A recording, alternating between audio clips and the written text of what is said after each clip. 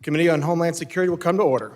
Without objection, the chair may declare the committee in recess at any point. The purpose of today's hearing is to conduct oversight of the Department of Homeland Security and assess priorities for U.S. Immigration and Customs Enforcement, U.S. Customs and Border Protection, and U.S. Citizenship and Immigration Services for the calendar year 2026. Before we get started, I'd like to remind the members and the public of the rules of decorum. These issues we are debating are important ones that members feel deeply about. While vigorous disagreement is part of the legislative process, members are reminded that we must adhere to established standards of decorum in debate. It is a violation of House rules and the rules of this committee to engage in personalities regarding other members or to question the motives of a colleague. It is also a clear violation of the rules of the House to make statements that might personally be offensive to the President or the Vice President of the United States. Remarks of that type are not permitted by the rules and are not in keeping with the best traditions of our committee. The chair will enforce these rules of decorum at all times and urges all members to be mindful of their remarks.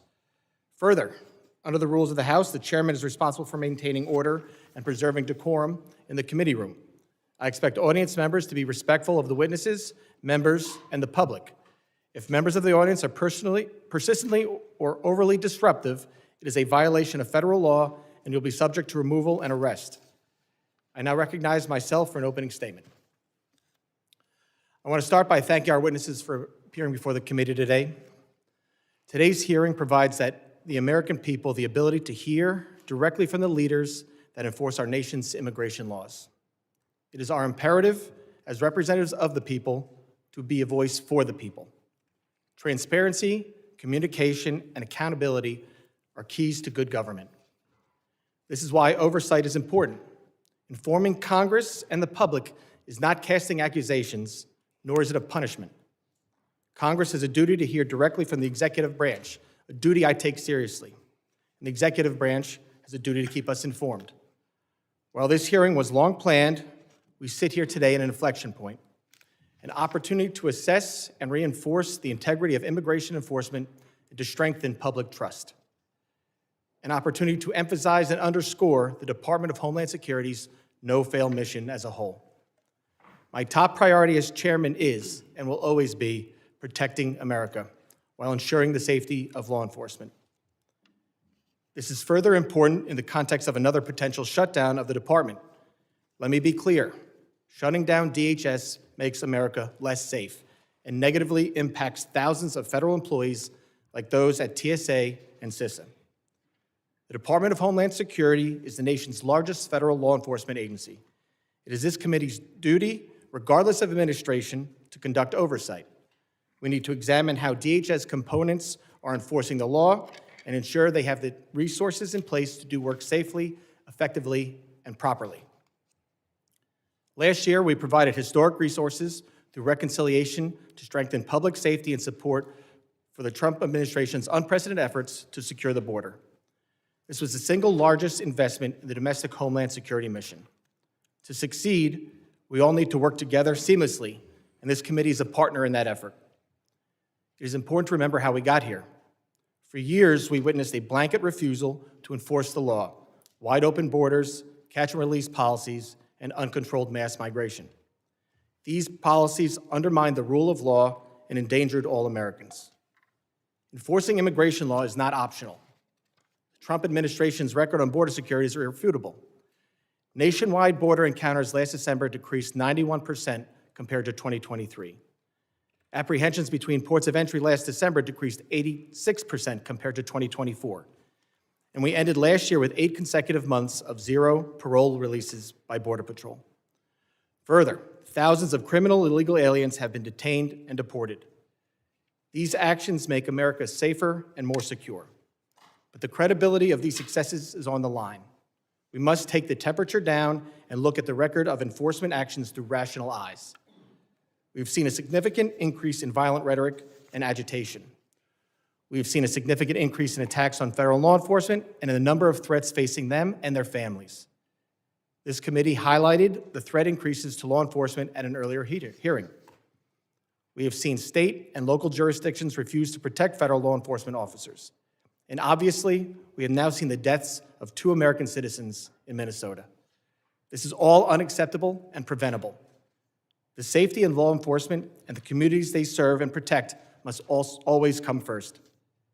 When officials or elected leaders rush to conclusions about law enforcement or their fellow Americans, public trust suffers. There must be complete and impartial investigation. I expect each of our witnesses to keep this committee fully informed as the investigations run their course, and I will ensure this happens. While these investigations are ongoing, officials and elected leaders cannot rush to judgment. I cannot put myself in the shoes of law enforcement, nor can I imagine what the families of Ms. Good and Mr. Preddy are enduring today. Public trust and public safety go hand in hand. We cannot have one without the other. I am encouraged to see that President Trump sent Board Czar Tom Homan and Commissioner Scott to Minnesota to work with Governor Walz, Mayor Frey, and other local leaders. I sincerely hope this dialogue continues. This should stand as an example of cooperation to anyone who continues to incentivize reckless behavior in our streets, unlawfully impede law enforcement operations, or disparage their fellow citizens.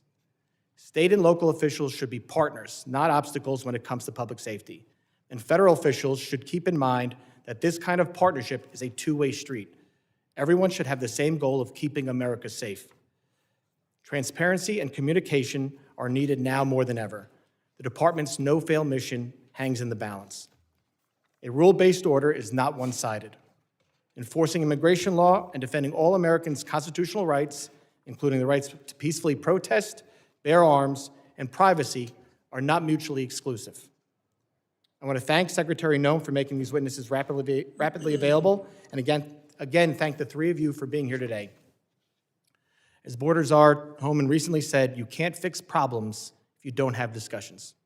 I hope we can have a positive, civil, and productive discussion today. Only together can we make our community stronger and the homeland safer for the future of all Americans. I now recognize the ranking member, the gentleman from Mississippi, Mr. Thompson, for his opening statement. Thank you very much, Mr. Chairman. Good morning to all of you who are here. Thank you for calling this hearing today. This important hearing has drawn a great deal of interest and attention, and many of my colleagues who represent the border city of El Paso and who have been leader on border security, Veronica Escobar, has joined us today and would like to ask questions of our witnesses. So, Mr. Chairman, I ask unanimous consent that the gentlewoman from Texas, Ms. Escobar, be permitted to sit with the committee and question today's witnesses as we have afforded that to other individuals in past hearings. While I thank the gentlewoman for their interest in today's important hearing, as I previously informed both the majority and minority, committee will not be entertaining off-committee member requests, therefore I object.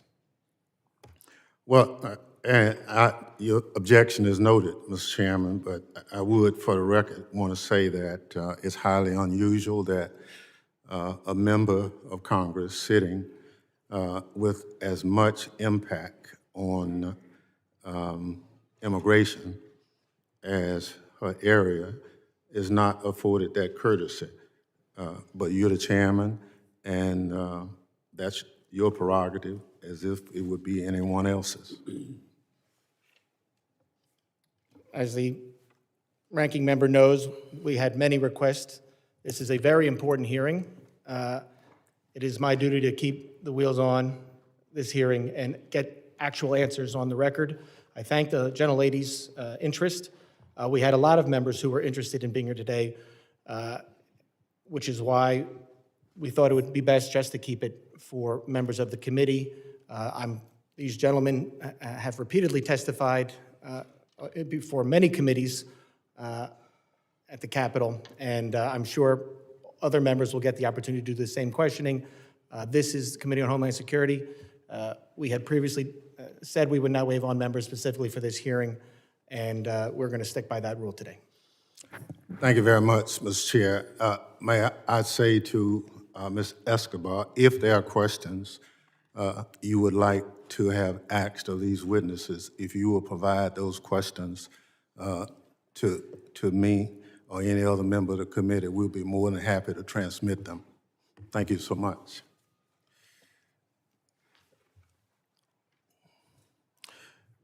I hope my Republican colleagues will remember that our job is to conduct oversight, not cover for Donald Trump and his out-of-control administration, which is running roughshod over Americans' rights, killing U.S. citizens and threatening our very democracy.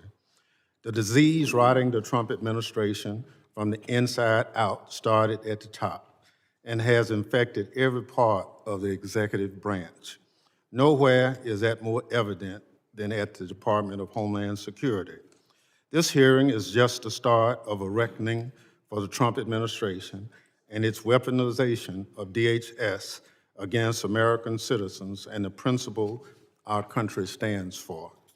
DHS, led by Secretary Kristi Noem, must be held accountable for its lawlessness immigration operation. They are reckless, creating chaos in our communities, terrorizing adults and children alike, and undermining our moral authority as a nation of liberty and rule of law. Last month, an ICE agent shot and killed Renee Good, a Minneapolis mom, in cold blood as she drove away from him. After killing her, the agent called her a disgusting name I won't repeat here. Other agents refused to allow a nearby physician to treat her. Democrats called for accountability. Instead, Secretary Noem blamed the victim, Ms. Good, and attempted to gaslight Americans with false claims that Ms. Good was a domestic terrorist. Renee Good was nothing of the sort. She was a mom, a wife, a neighbor, and an American citizen who did not deserve to die at the hands of her own government. She should be alive today. Ever since, the Trump administration has devoted the full resources of the federal government to blocking a legitimate investigation into Ms. Good's killing. If that isn't a sign of guilt, I don't know what is. Federal prosecutors had a warrant to collect evidence from Ms. Good's vehicle for a civil rights investigation into ICE's use of force, but FBI Director Kash Patel and other Trump administration officials demanded they drop it. Career prosecutors, duly bound to the rule of law, not the political prerogatives of the White House, resigned in protest. Blocking an investigation into the government's use of force against one of its own citizens is a self-dictatorship, not democracies. Every American should be outraged. Democrats tried to get answers in the aftermath of Ms. Good's shooting. We called on Acting Director Todd Lyons to testify at the committee's hearing 3 weeks ago. Unfortunately, he turned down the committee's invitation. This is part of a pattern of the Trump administration's refusal to comply with regular congressional oversight. Committee Democrats have sent multiple letters to ICE and CBP on critical issues, but most of them, 10, have gone unanswered. Mr. Chairman, I ask unanimous consent to include all 10 of these records into the record, letters into the record. Without objection. ICE has blocked members of Congress from visiting its detention facilities, even after reports of horrific conditions, detainee abuse, and a detainee being murdered in a DHS facility. I was one of those individuals who parted to a lawsuit to try to get ICE to just follow the law that says members of Congress can visit ICE facilities and present themselves at any time. So I understand that it's still being litigated, but I've been given authority to go, and I plan to do it this week just to test ICE's adherence to the law. Mr. Lyons is here today, nearly a month after we invited him. I guess DHS needed time to get his story straight before he came to testify under oath. Fearing more violence from federal law enforcement, Democrats have also called on DHS to rein in immigration agents and their brutal attacks on Americans immediately following Ms. Good's murder. but DHS ignored our pleas. Instead, Greg Vino, who styled himself in Nazi attire and takes joy in deploying tear gas at Americans, continued to roam around Minneapolis with his masked gang, terrorizing people and violating their constitutional rights. And tragically, our worst fears were realized. Just days after the hearing, Mr. Lyons refused to participate in. CBP personnel shot Alex Preety, and he was face down on Minneapolis' sidewalk, killing him in broad daylight. In the video of the incident, a DHS agent can be seen cheering Mr. Preety's death. Americans watched the video in horror.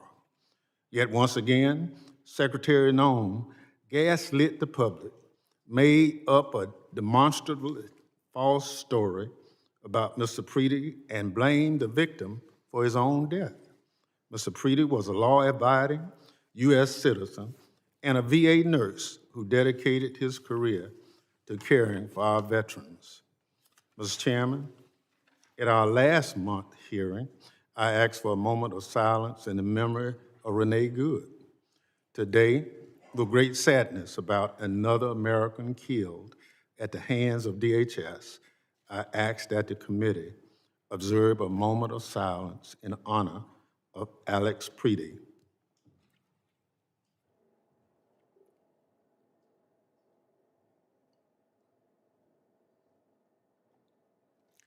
Thank you.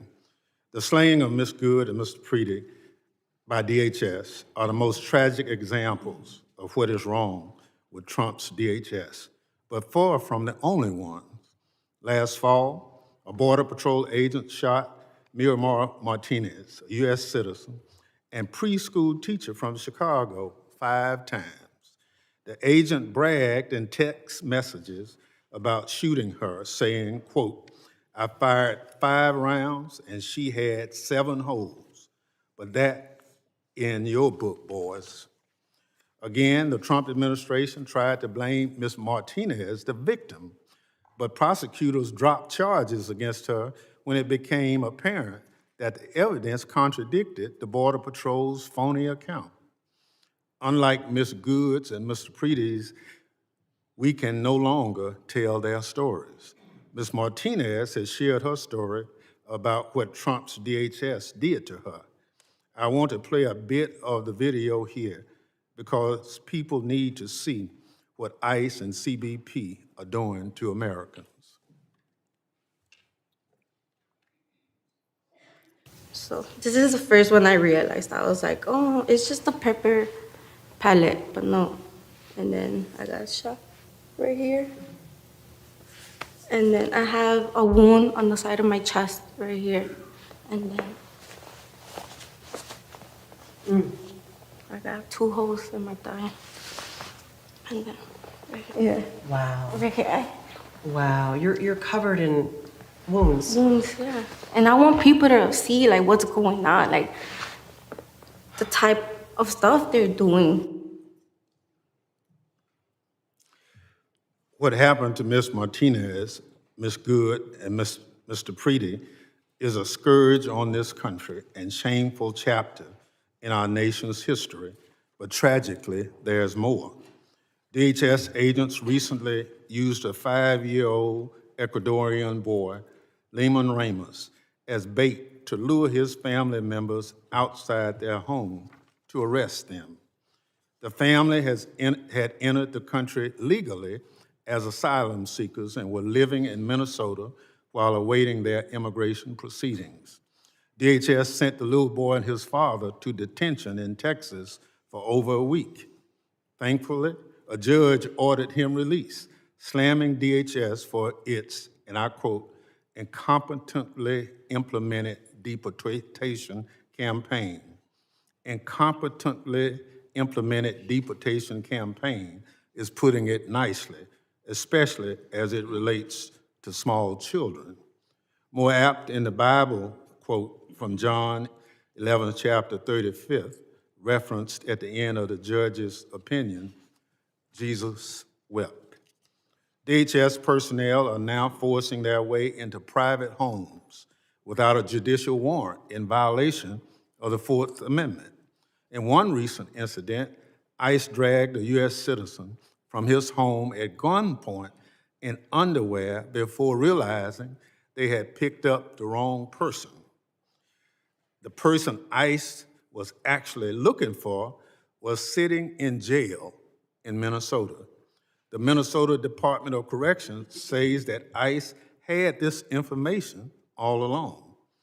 Bystander videos from Minneapolis and cities around the country show ICE and CBP personnel behaving like unprofessional goons, cursing at bystanders and mooning people from their hotel rooms.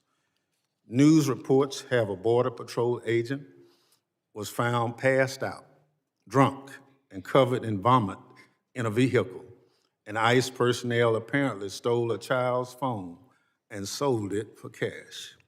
It's an embarrassment, and DHS's so-called leadership should be ashamed, if only they had any shame. Secretary Noem, Department of Homeland Security, has the blood of American citizens on its hand, but she takes no responsibility for anything. To the contrary, Secretary Noem was last seen in this committee room hiding behind her family in a desperate attempt to distract from her department's failures and abuses. Then she ran from our questions, leaving early under the guise of needing to attend a meeting that it turns out didn't even exist. Her inexcusable behavior should come as no surprise. She's always been more concerned with photo ops and wardrobe changes than following the law and fulfilling the mission of her department.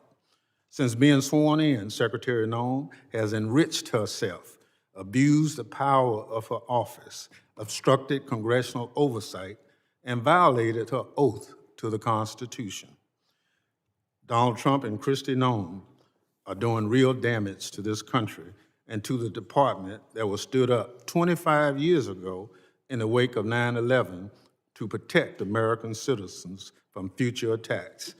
Secretary Noem is a liar with no concern for the lives of Americans killed by the department she runs. She must go. Mr. Chairman, I yield back. Gentleman yields back.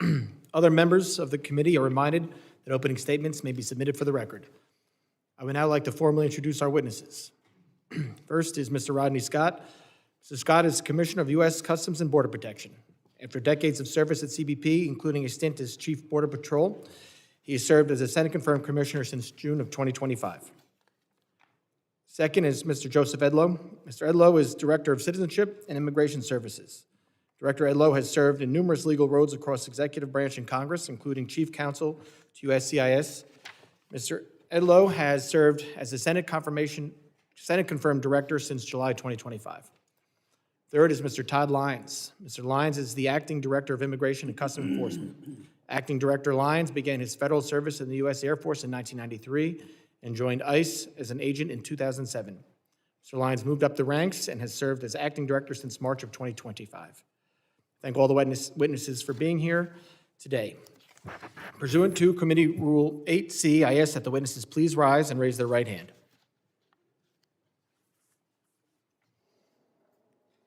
Do you solemnly swear that the testimony you will give before the Committee on Homeland Security of the United States House of Representatives will be the truth, the whole truth, and nothing but the truth, so help you God? Let the record reflect that the witnesses have answered in the affirmative. Thank you, and please be seated. I now recognize Commissioner Scott for 5 minutes to summarize his opening statement. Chairman Garbarino, Ranking Member Thompson, members of the committee. Thank you for the opportunity to appear here before you today. I'm honored to represent more than 67,000 dedicated men and women of U.S. Customs and Border Protection who are tirelessly protecting this great nation every single day by simply trying to make sure we know who and what is entering our homeland. Border security is national security.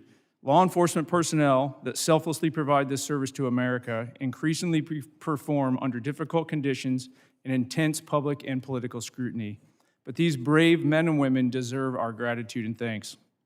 It's my privilege to be here today joining my colleagues from Immigration and Customs Enforcement and Citizenship and Immigration Services. Our agencies work in partnership to secure the homeland and uphold the integrity of our immigration system.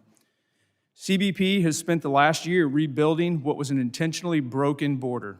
As I informed Congress in 2021 and again in 2023, the open border policies of the Biden administration all but eliminated any meaningful border along this, and it replaced it with a porous geographic line defined by record-high encounters with illegal aliens, overwhelmed facilities, and a workforce that was stretched so far beyond their capabilities that hostile nations and the cartels exploited our border at will. That all changed on January 20th, 2025, under the leadership of President Trump. We have now implemented effective policies, established unified priorities and objectives across all federal departments, and empowered our workforce to do their jobs by simply enforcing the laws that already exist. We have imposed consequences for those who break our laws, the laws that this body enacted. And today, the United States, because of these efforts, enjoys the most secure border in our nation's history. But this progress did not happen by accident. It's a result of a comprehensive approach to border security.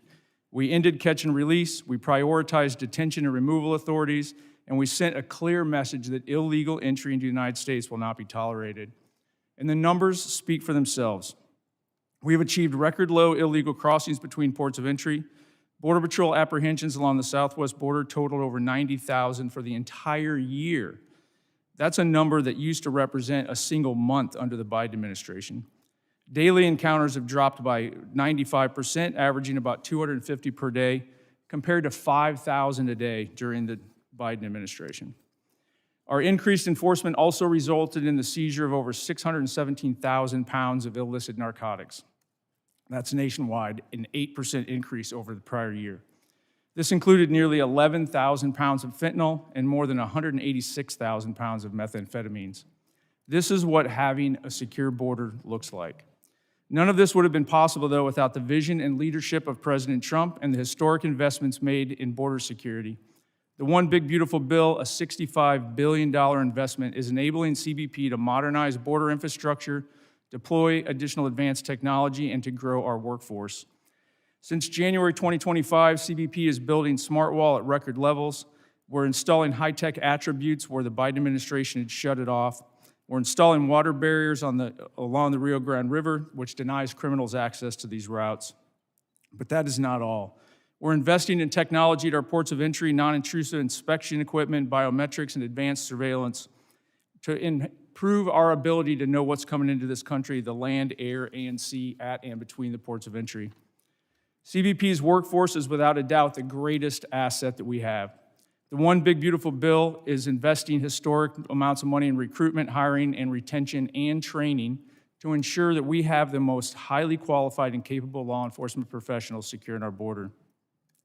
Due to the collaboration across all federal departments, the resultant record low encounters, CBP has been able to surge resources to support ICE's targeted enforcement operations across the nation.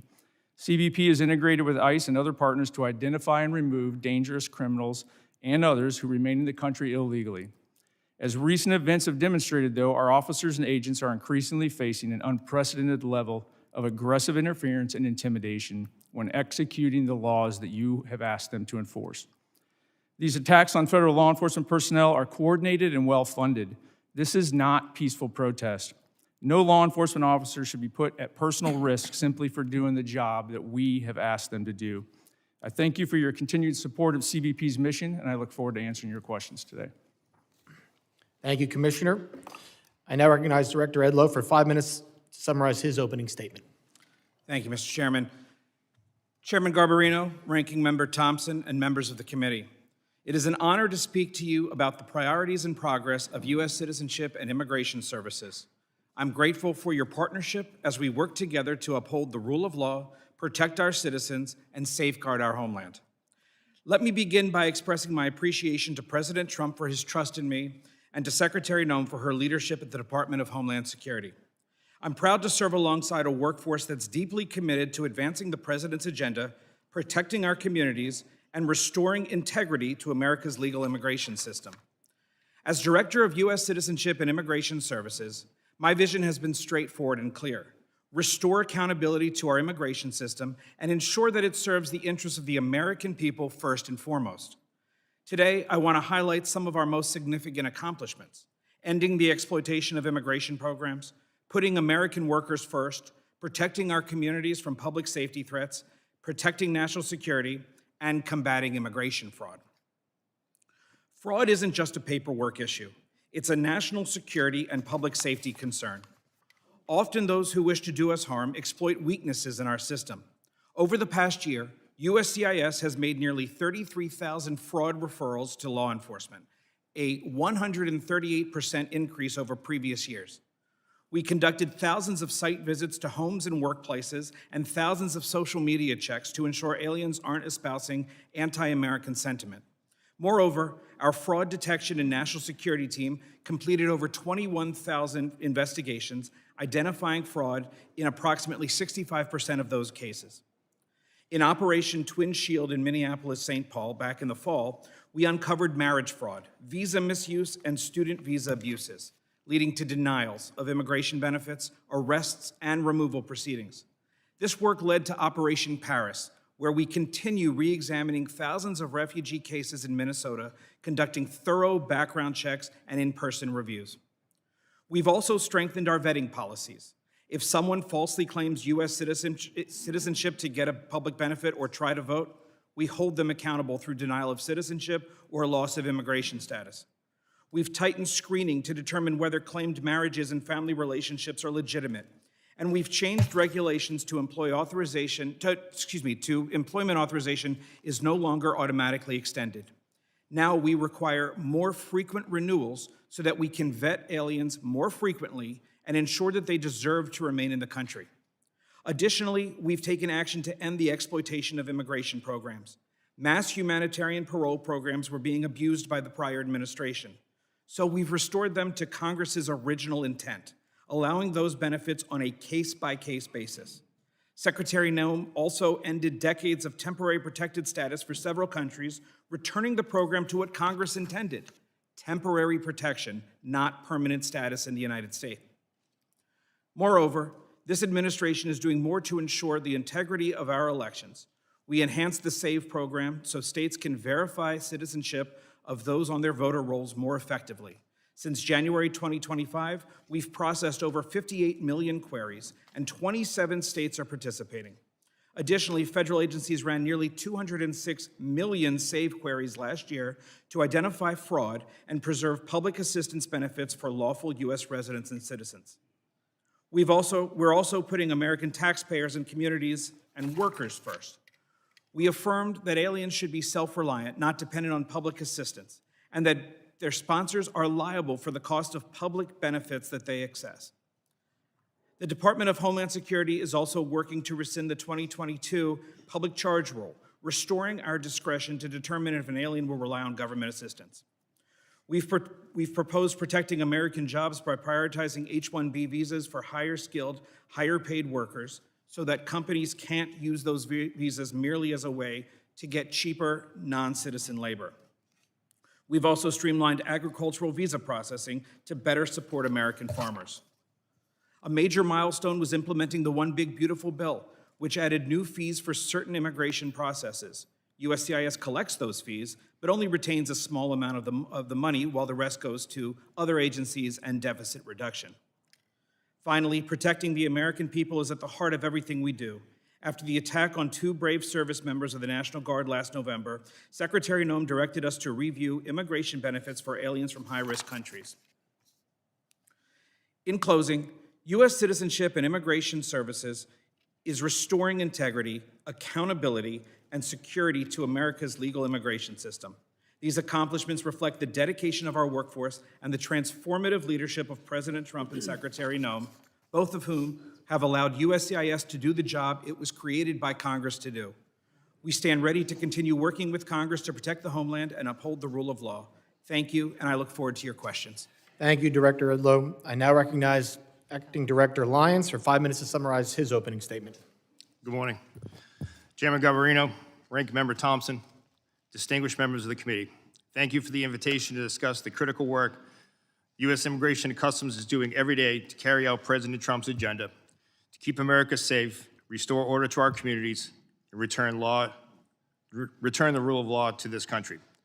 Under the leadership of President Trump and DHS Secretary Kristi Noem, the men and women of ICE have been empowered to do exactly what they're trained to do: arrest and remove illegal aliens and criminals from our communities. We are enhancing public safety, securing our national security, and finally restoring integrity to the immigration system that had been allowed to collapse. We have supercharged our partnerships with state and local law enforcement, empowering officers around the country through the 287G program to help ICE identify and remove criminal aliens. Those partnerships have increased more than 900% since President Trump took office, and our communities are safer for it. I am also proud of our agency's unprecedented hiring campaign that led to hiring of more than 12,000 officers and special agents in less than a year, and more than 222,000 individuals submitted applications. This expansion of a well-trained and well-vetted workforce will help further ICE's abilities to execute President's and Secretary's bold agenda.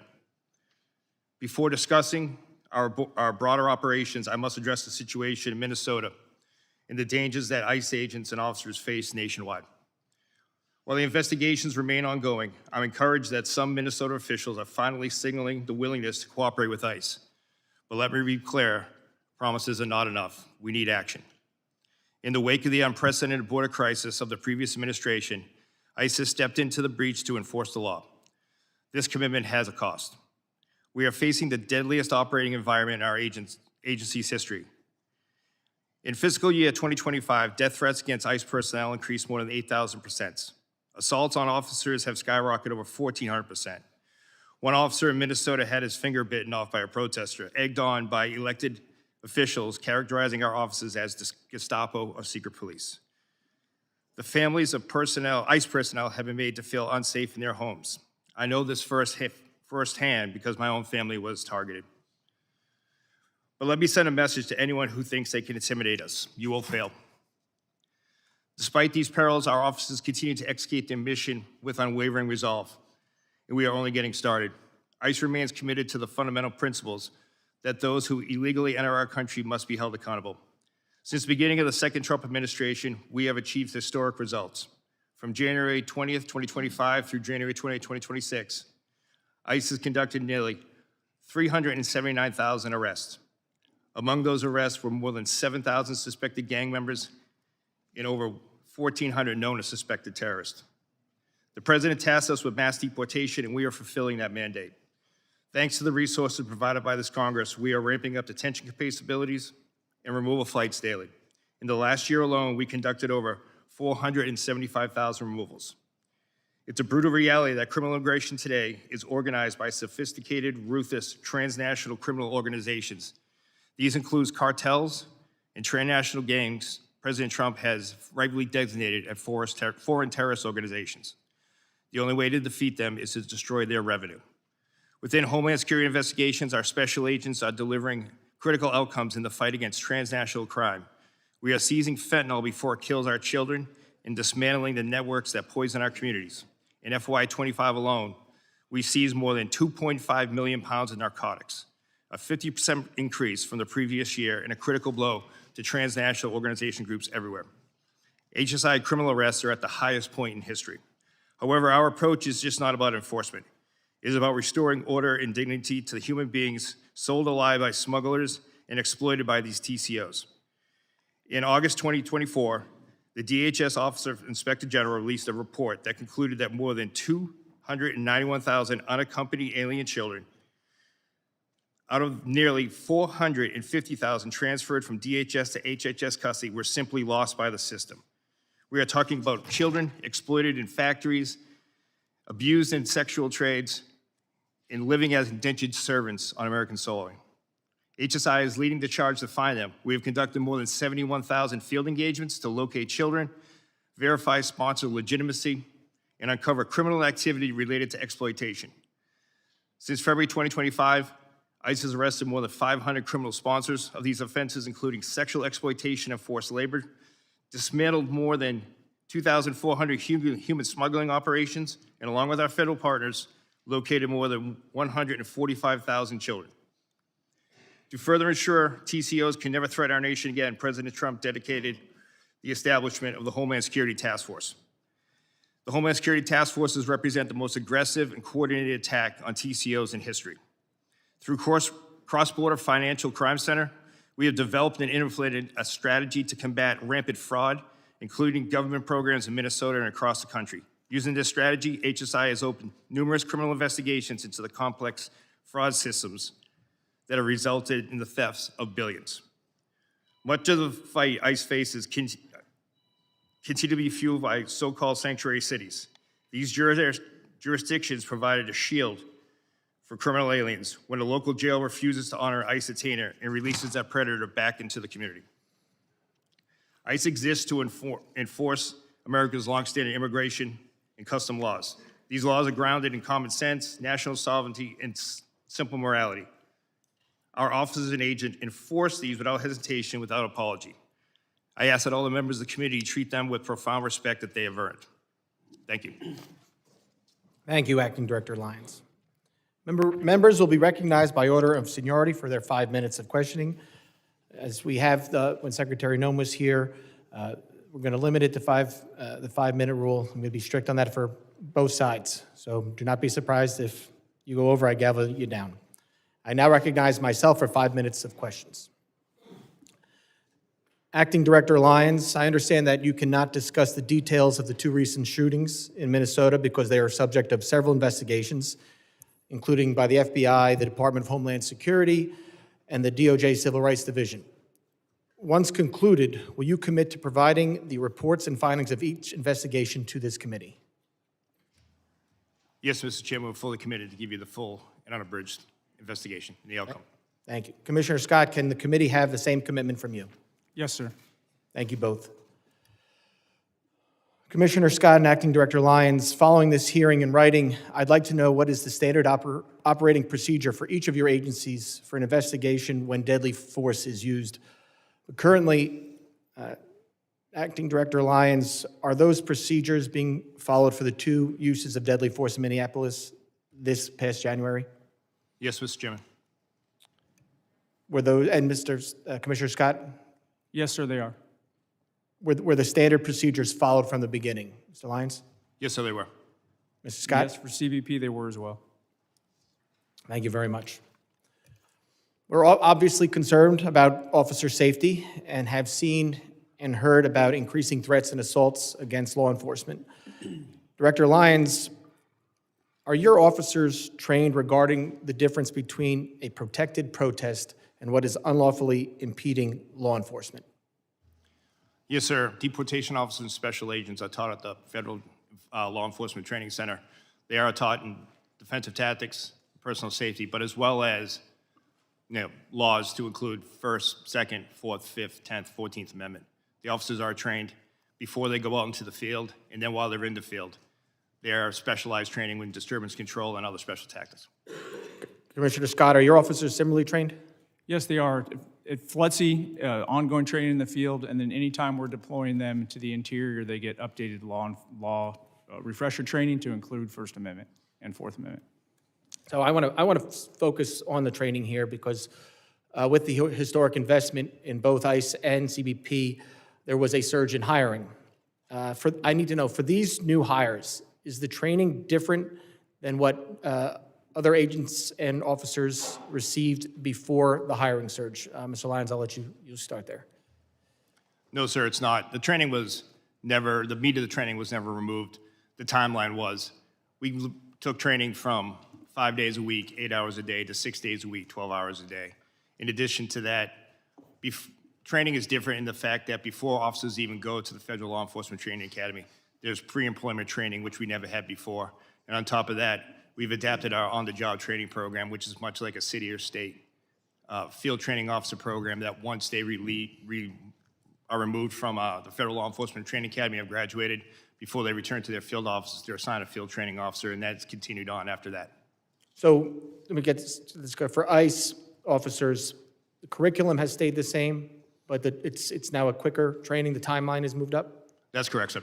Okay, but the curriculum is the same. Yes, sir. All right. Commissioner Scott, can you talk about if there's been a change in training since the hiring surge? There's been no change in the training within Customs and Border Protection. Border Patrol agents go through a 117-day academy. The CBP officers go through a 103-day academy. That's actually training days. There's been no changes to that. So- The only change that has been made is in our quarterly training. We've added scenarios based on what we most likely think they will encounter in the field. So we've actually added some of the protest type encounters as well. So there's been no change in the timeline either? Similar, ICE did that, you did not? No, we did not. Okay. And while, this is nothing, well, because this is my last question, I'm sure. While understanding they are not suitable for every occasion, there's been a lot of talk about the use of deadly force. Are agents and officers equipped with and trained in the use of tasers or other less lethal alternatives to avoid the use of deadly force? And Mr. Director Lyons, I'll start with you, and then Mr. Scott, you can finish. Yes, sir. Every deportation officer special agent are trained in secondary weapons, which include the taser, OC spray, and baton. They're And trained those are made available. and they're equipped. Yes, sir. Mr. Scott? So a similar answer that all of our agents have to carry a secondary weapon. They get trained at the academy, and then they go through quarterly refresher training every 3 months. Okay, I appreciate it. I will have, I'm sure, for some follow-up questions today, and I will submit those to you in writing. But with that, I yield back, and I now recognize the ranking member for 5 minutes of questions. Thank you very much, Mr. Chairman. Mr. Lyons, how many ICE agents have cameras as of today? Sir, as of today, more than 3,000 ICE officers have cameras that are active in the field, with another 6,000 being deployed, sir. So how many in the field? How many ICE agents are in the field as of today? Oh, I'm sorry, sir. Agents in the field today? You said agents in the field. I'm just trying to get the number of ICE agents who have cameras on their body as of today. Approximately 3,000, sir. 3,000 out of how many? Out of approximately 13,000, sir, that are in the field. So you have 3,000 out of 13,000 who have cameras. Yes, sir. Mr. Scott? I don't have the actual number in front of me right now. It's about 10,000. We're building that program out as we speak. 10,000 out of how many? Out of about 67,000. But the Out catch of- there out is of- the ports of entry, we have significant video. Nope. I don't want to go to ports of entry. I just want to know how many cameras right now do you have on your agents? When you say agents, Border Patrol agents, there's about 10,000. 10,000 That's an out, estimate, 10,000 out of how many? Out of 20,000 Border Patrol agents. So half of them. Approximately, yes. So I'll give you a chance to look at that, since you said approximately, and get back to the committee on what's the accurate number.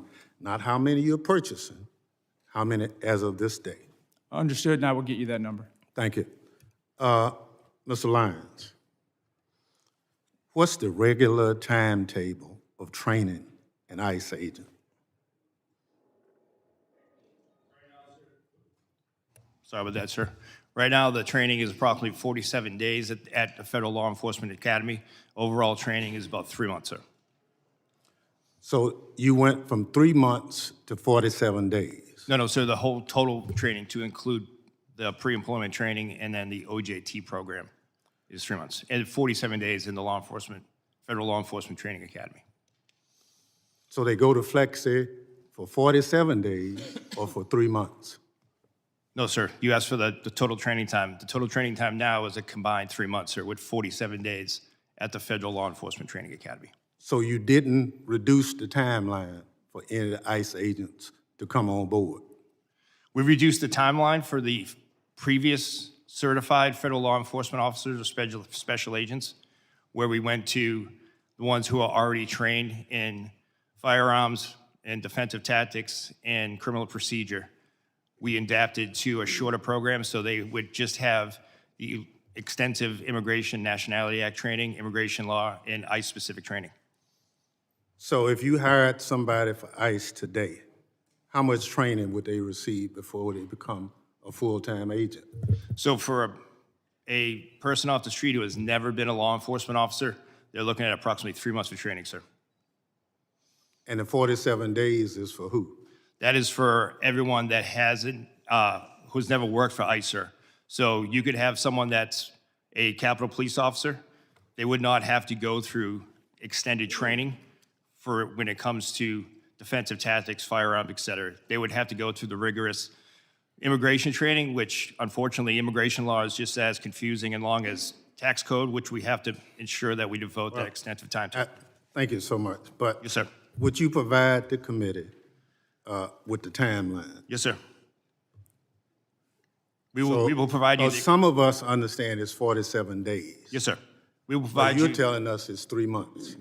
from the beginning, sir, when they go ahead and come on pre-employment training to the Thank OJT program afterwards. But we will provide the committee with the full Okay. each breakdown. For Mr. Lyons and Mr. Scott, over the past several weeks, the president has made a series of comments regarding the midterm election. The president has urged my Republican colleagues in Congress to nationalize elections. Now, are you involved in any planning on guarding precincts in this country as of today? Mr. Scott, No, sir. Mr. Lyons. No, sir.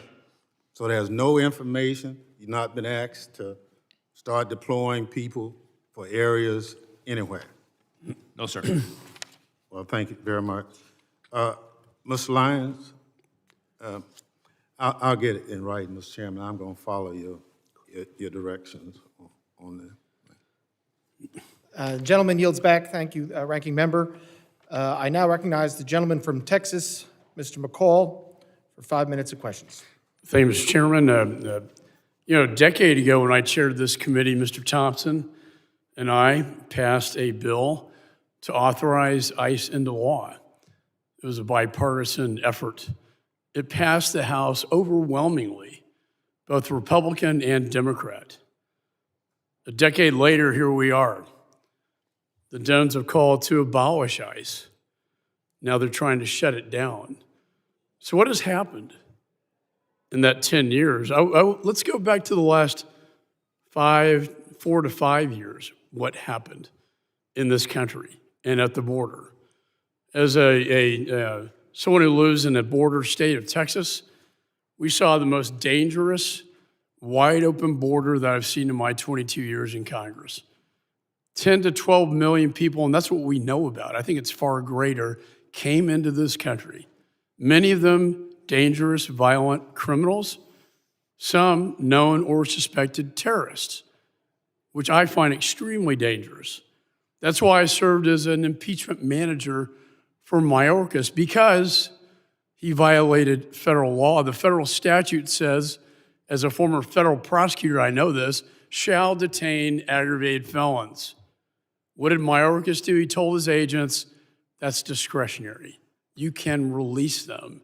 As a result, we had tens of thousands of aggravated felons left on the streets of America to roam freely, not to mention the human and sex trafficking of children, Mr. Lyons, as you pointed out. So what is the administration trying to do? They're trying to remove a public safety threat from the United States of America. That is their job. Restoring public safety should be the number one priority. And one of the problems here, as I examine it, is that Minnesota, Minneapolis in particular, is a sanctuary city. What does that mean? That means that it's a magnet for illegal. They're protected under the current situation because state and locals will not cooperate with federal law enforcement. In fact, Mr. Lyons, is it not true that they were not honoring ICE detainers that were put on dangerous felons in prison so that you could remove them from the United States? That is correct, sir. The detainees were not honored at the local level in Minneapolis. This is the number one violation. In addition, the rhetoric on the left led to over 1,000% increase in assaults on ICE officers, an increase of over 8,000 of death threats to them. All this created a perfect storm for our officers being thrown into this situation. And then Agent Bovino came into the picture, and I would argue, in fairness, that he escalated the situation by the way that was handled. Your officers are not trained to effectuate crowd control. They are trained to move in surgically, go in and remove these dangerous, violent criminals from the United States of America. I've called for de-escalation after the 2 deaths, the 2 shootings that took place. I believe that these roving patrols should be done at the border rather than in the major cities of the United States. So when the president decided to remove Agent Bavino and put in Tom Homan, who I've known for years, a consummate professional, law enforcement professional, I commended the president. And what has been done since Mr. Homan came into the job? We now have targeted law enforcement operations. He is returning to the original mission of ICE. He is working with state and locals to do the crowd control. He is getting them to honor the ICE detainers. He is also getting the body cameras put on them. And the roving patrols, in his words to me, should be done at the border, not in major cities. My question to you, Mr. Lyons, is Mr. Homan now, are his operations in Minneapolis now bringing the situation under control? So we've seen a de-escalation in the fact that the protests, while they still go on, have subsided, and ICE has been allowed to do their targeted, intelligence-driven enforcement operation. Just the other night, local authorities arrested 54 protesters at the local level where ICE officers did not have to be engaged in that. My final question to you, do you believe the model that Mr. Homan is now setting in Minneapolis should be a model for the nation? Gentleman's time has If expired. I could allow the witness to answer. I understand that, but I'm holding I'd it like to on the 5 minutes. record an answer, Mr. Chairman. Do you agree that Mr. Homan's model is one for the nation? Gentleman's time has expired. Yes or no? I now recognize the gentleman from California, Mr. Swalwell, for 5 minutes. A couple nights ago, I met with a woman who works as a cashier at a grocery store, and I told her I was coming to see you, Mr. Lyons, and she said, will you ask him, and she didn't want to give her name. She was terrified to give her name. But she said, when I get off my shift around midnight and I walk through the parking lot to my car, she said, if somebody rolls up in an unidentified van and gets out wearing all black and their face is covered and they don't have any identification and they ask me to get into the van, how do I know who they are? How does she know, Mr. Lyons? How does she know if they're an ICE agent or bad guys? Sir, ICE agents have identifiable placards on their uniforms as well as their badges representative, but you won't see ICE agents rolling through the parking lots and just snatching someone up. ICE does intelligence-driven, targeted enforcement operations. Well, Mr. Homan and others have said that they target individuals based on the color of their skin and the accents that they speak, and that's why people are running through the fields and factories where they work. Director Lyons, last year you said in Phoenix at the Border Security Expo that you wanted to see a deportation process that was like, quote, Amazon Prime, but with human beings. Mr. Lyons, how many times has Amazon Prime shot a mom 3 times in the face? None, sir, but you're also...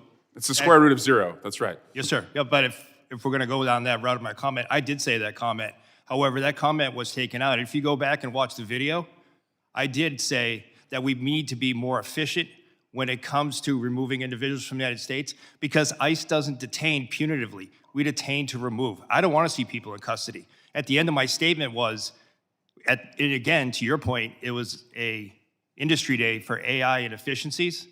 But I did say at the end of it, but we deal with human beings, so we can't be like them. And speaking That's of the human, key part that you're leaving out. Well, speaking of human beings, how many times has Amazon Prime shot a nurse 10 times in the back? None. How many times has Amazon Prime dragged a woman out of her car by her hair and then dragged her down the street? None. How many ICE agents have been fired for their conduct under your leadership? Sir, I can get you that data. I'll get that back to you. Is it more than 1? I'm not going to speak about personnel actions, but I'll get you that data. Can you tell us if at least, God, I hope at least 1 person has been fired for their conduct since these operations have begun? Are you telling us you can't even say 1 person's been fired? Sir, I'm not going to talk about personnel actions, but we will get back to you. But 2 people have been killed so far. Is that right? A nurse named Preddy and a mom named Good. 2 people have been killed so far. Yes, sir. Mr. Lyons, will you apologize to the family of Renee Good for being called a domestic terrorist by the president and his leadership? No, sir. Why not? Sir, I welcome the opportunity to speak to the family in private, but I'm not going to comment on any active investigation. Is she a domestic terrorist? Sir, I'm not going to comment on the investigation, and the President and Secretary Noem are elected officials. That's their right to their comments, but as career law enforcement, we won't speak to any. Do you agree with their comments? Sir, I'm not going to go ahead and talk about any ongoing investigation. Will you apologize to the family of Alex Preddy for also being called a domestic terrorist? Sir, again, I'm not going to speak to any ongoing investigation. Mr. Lyons, your staying to lead ICE is a decision. Sir, I'm sorry. Could you repeat Your that? staying on to lead ICE is a decision. And I've read your background. You have a decorated career. You've served in the military. You are what I would call otherwise employable. I think most people would agree this is not the only job that you can get. But since you've been on this job, women have been dragged by their hair through our streets. A 6-year-old child battling stage 4 cancer has been deported, and it turns out he was a U.S. citizen. People are running through the fields where they work. People who've gone to the streets as allies have been shot and publicly executed. It's a decision to stay on at this point. And considering your honorable service in the past and the dishonorable acts that those who have worked for you have conducted, and the disgraceful statements that the leadership above you have said, you now have a decision. Will you stand with the kids who you're supposed to protect, or will you side with the killers bringing terror to our streets? Mr. Lyons, will you resign from ICE? No, sir, I won't. Why not? Because, sir, that child that you're showing right there, the men and women of ICE took care of him when his father abandoned him and ran from Gentlemen's law enforcement. time has expired. You never should have gone Gentlemen's into time custody. has expired. I recognize the gentleman from Mississippi. Mr. Guest for 5 minutes. Thank you, Mr. Chairman. Mr. Chairman, we stand on the verge of a second Democrat shutdown of the United States Department of Homeland Security just within the last 90 days. The Department of Homeland Security employs 260,000 men and women across 22 different agencies. Those agencies include 63,000 men and women who work for CBP, 60,000 who work for TSA, 22,000 for FEMA, 18,000 who works for USCIS, almost 50,000 civilian and military employees with the United States Coast Guard, 7,800 Secret Service employees, 2,500 CISA employees, and over 8,000 agents and analysts with the Department of Homeland Security investigation who perform a crucial function to protect and serve this country. This second government shutdown, led by my friends on the Democrat side of the aisle, will leave our country less safe. Don't just take my word for it. Let's look at the words of the Biden administration. President Biden and Kamala Harris, Department of Homeland Security, in September of 2023, as the nation faced a potential government shutdown, they issued a fact sheet. That fact sheet is entitled "The Impact of Government Shutdown on the DHS Workforce." This fact sheet says this. It says DHS workforce is comprised of extraordinary public servants who safeguard this nation.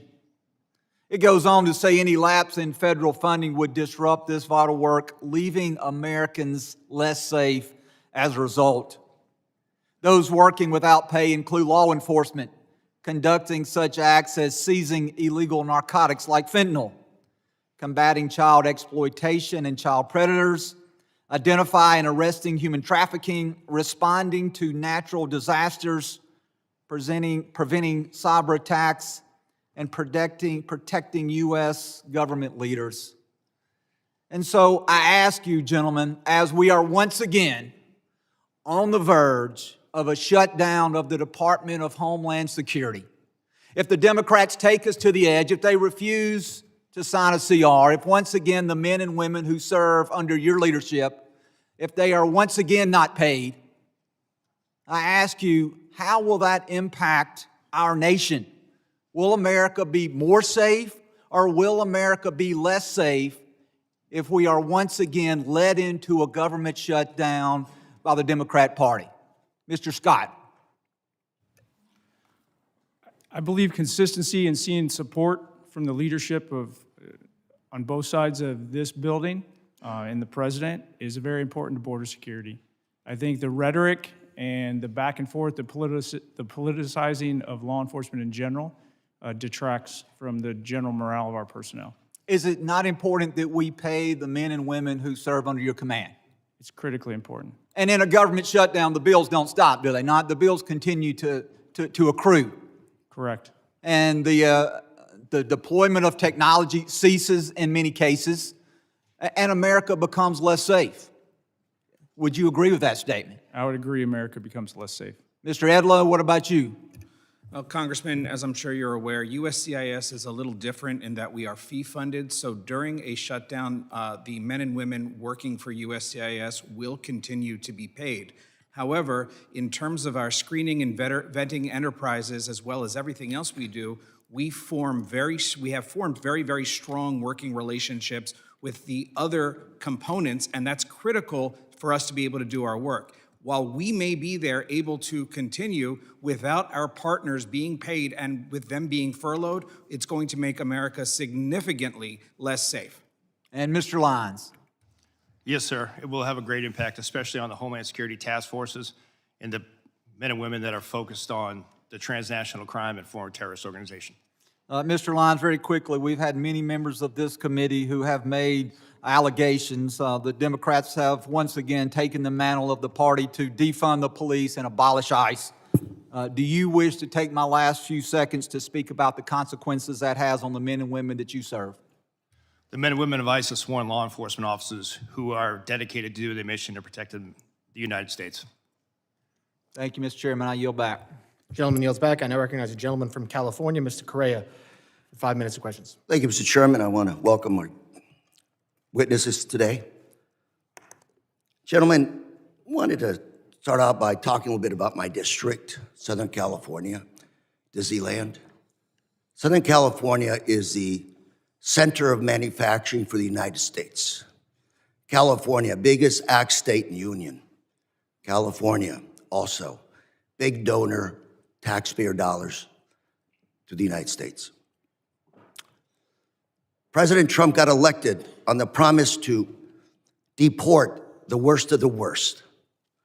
Your numbers, Mr. Lyons, less than 14% of those arrested by ICE first year, 2025, had charges or convictions of violence. 70% of those deported had not even a traffic ticket. Mr. Lyons, I think we're all patriots, but I'm trying to figure out how, this is a question to you, sir, how deporting a nanny makes our nation safer, stronger, how trying to deport the father of 3 Marines make this country stronger, how deporting the parents of a number of Marines at Camp Pendleton makes this nation stronger. Sir, thank you for your welcome, first off. Just to address your, the numbers with the 14%, sir, that's 14% that are listed as violent criminal felonies. However, what's left out of that is the fact that what's left off that list. Those is human 70% that don't have a traffic ticket Sir, and deported, how has that made our nation stronger? Sir, if you look at what ICE has done, more than 60% of every individual that is in ICE custody has a pending or a conviction on a criminal charge. Not to count. Sir, let me move ahead. I only have 3 minutes, and we'll talk later. Sir. Let's talk about American citizens. Again, back home. People, young people asking me, what do I have to carry with me so I won't be deported? Is, Mr. Lyons, carrying a passport, is that enough so they won't be detained or deported in my district? Sir, an American citizen shouldn't carry or shouldn't feel the need to carry. Let me tell you what some of your ICE agents have done. They pulled over a gentleman in a pickup truck, showed his passport, they threw it to the side, detained him. What do we have to do to show that we're American citizens? Sir, no What do we American ha- citizen falls under Title VIII. No American citizen will be arrested for being an American citizen. But you or just deported. said to my colleague that nobody has been fired because of violations of the law for disciplinary actions, yet this is happening in my district. Mr. Lyons, we're a very boring district. We work hard, mind our own business. ICE in our streets now. People are terrorized. American citizens.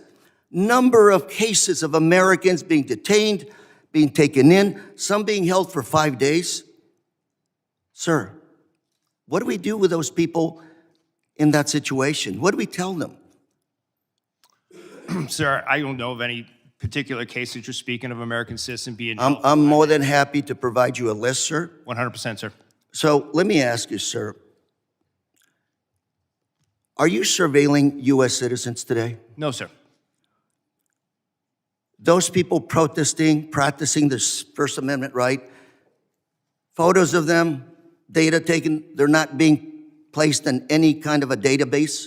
There is no database for protesters, sir. One of your officers in Maine said to one of the individuals protesting, we're going to put your face in a little database. What does that mean? Do you have a little database No, sir. of Americans? No, sir, we don't. Then what do you think your ICE agent was doing to this individual when he said those statements? I can't speak for that individual, sir, but I can assure you there is no database that's tracking United States citizens. Sir, California, we're a sanctuary state. Does that cause you a problem picking up individuals? Yes, sir.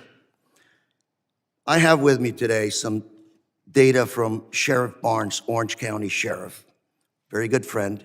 He's been here to testify numerous times. For 2025, he referred about 300 individuals for your office to pick up. 250 were picked up, 50 were never picked up. We had a long conversation saying, what is going on? If these are the worst of the worst, you've called ICE to pick them up and you didn't pick them up. Can you explain to us why you didn't pick up all these individuals that were referred to your office to pick up? Yes, sir. That's the key part of that is the referral. We make sure that those individuals are eligible to be placed in detention and for movability. So You in that never case, it would be even looked at Gentlemen's those time's- individuals. Gentlemen's time's I would like to expired. talk to you about this issue later on, Mr. Lyons. Gentlemen's Thank you very Time much. has expired. I now recognize the gentleman from Texas, Mr. Pfluger, for 5 minutes of questions. Thank you, Mr. Chairman. Why are we here?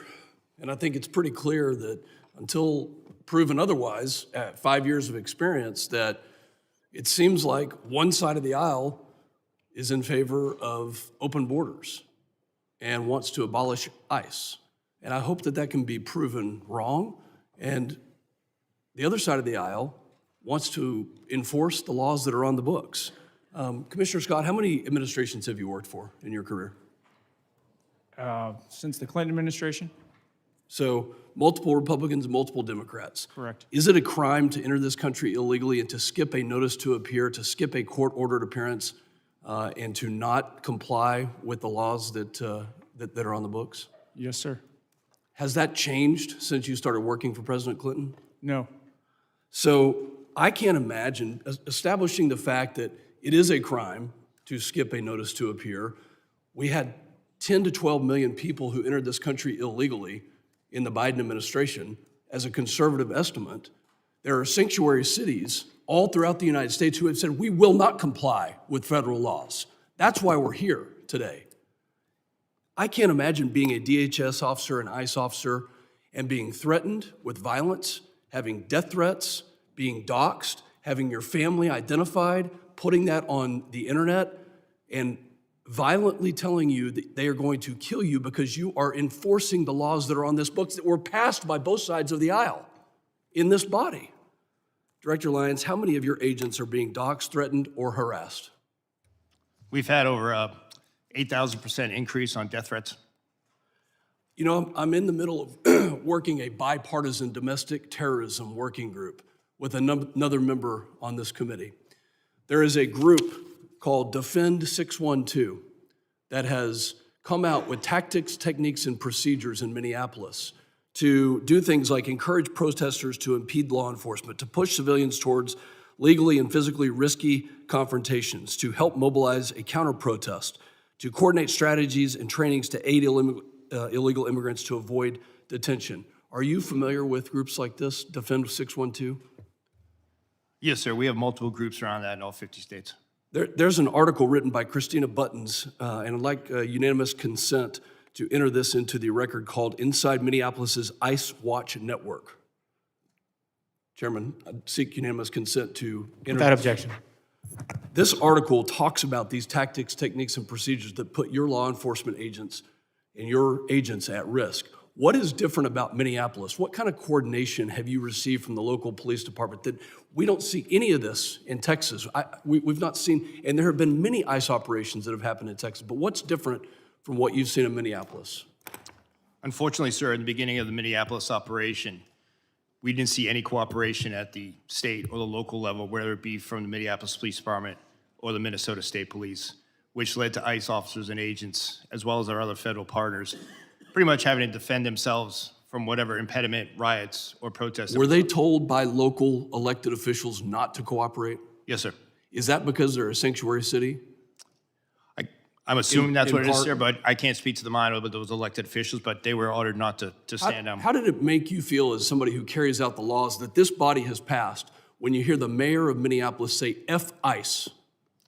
Oh, sir, I mean, from a morale standpoint, it hurts us to the fact that for decades, and I've worked since President Bush, ICE has always been in Minneapolis. We've always been in every major city and state. So it wasn't like it was a brand new thing. We've always been doing immigration enforcement. So that's demoralizing. Commissioner Scott, are you separating families? No. Tell me about when you served President Obama. Has anything changed in the policy of deportation? And how many people did President Obama deport? I don't have that number in front of me. Policies and how things are enforced do change. The laws have not changed. I believe what you're referring to is literally when someone is arrested, whether it's on immigration or whether it's a normal criminal offense, and they have children, we don't necessarily prosecute the children. But when someone's deported, if they want to take their children with them, they have that right. We do not separate them. I hope that the other side of the aisle will read this article on Defend 612 and look at the tactics, techniques, and procedures. And if this is domestic terrorism, where we have a group that's on signal that is calling out agents and doing things to interrupt, intercede, and prevent law enforcement from carrying out the laws that this body passed, that you'll have the courage to call it domestic terrorism if it is that way. And I yield back. Gentleman yields back, and I now recognize the gentleman from Michigan, Mr. Tanadar, for 5 minutes of questions. Thank you, Mr. Chairman, and good morning to our witnesses. Commissioner Scott, did the ICU nurse, Alex Preddy, deserve to die? I cannot comment on an ongoing investigation, sir. Do you believe that he deserved to die? Should he be killed by your agents? I'm not going to comment on an ongoing investigation, sir, before it's concluded and all the facts are available. Do you agree with CBP Commander Bovino's statement that Alex Preddy was planning to massacre law enforcement agents? I'm not going to comment on an ongoing investigation, sir. Director Lyons, did Renee Good deserve to die? Sir, I can't comment on ongoing investigations. Director Lyons, do you agree with Secretary Noem and Vice President Vance's characterization of Renee Good as a domestic terrorist? Sir, I can't speak to their comments as that they are their own, but as an ongoing investigation, I can't speak to that. Director Lyons, what did your agents mean when he said, "You raise your voice, I erase your voice"? In the video just that we have seen, all of us have seen. Sir, I'm not aware of that video that you have, sir. I can't comment on what that officer has said. Does that statement, if I show you the video of that, does that statement reflect the value of your agency? And does ICE respect and adhere to the First Amendment? Yes, sir, ICE does respect and refer to the First Amendment, but that doesn't respect, your statement that you said doesn't represent the values of the men and women of ICE. Commissioner Scott, does CBP respect and adhere to the First and Second Amendment? Yes, we do. Don't you agree that Alex Preddy had every right to exercise his First and Second Amendment freedoms before being shot in the streets by one of your agents? I believe every person in the United States has a right to their constitutional rights. Look, I have heard and seen enough. I'm just sick and tired of your agents running around in our cities, in our streets, causing illegal activities. ICE and CBP thugs are roaming our streets, attacking our communities, using our children as bait, referring to people as bodies and numbers, targeting people for their accents and the color of their skin, and killing American citizens, all while showing zero remorse for their actions. Director Lyons and Commissioner Scott, do you think President Trump will pardon you and your boss, Kristi Noem, before he leaves office, just like he has for insurrectionists and his political allies? Do you believe President Trump will pardon you? Because, go ahead. I'm not going to speak on behalf of President Trump, but I'll tell you, I signed up for this job to protect America, and I'm very proud of the service that I provide, and I don't need a pardon from anybody. Well, you better hope so. You better hope you get been pardoned, because you will be held accountable for the absolute disregard of the law your agencies have shown over the past year. Your agencies have lost the trust of the American people, with millions taking to the streets to protect the illegal actions of your agencies. And that's why I introduced a bill in the United States Congress to abolish ICE. ICE must be abolished. I also co-sponsored a bill to impeach Secretary Kristi Noem. And I believe Kristi Noem must be impeached. And this Congress must do everything in its power to carry out oversight actions against these rogues departments, including if Gentleman's necessary. time is expired. A witness has requested a break.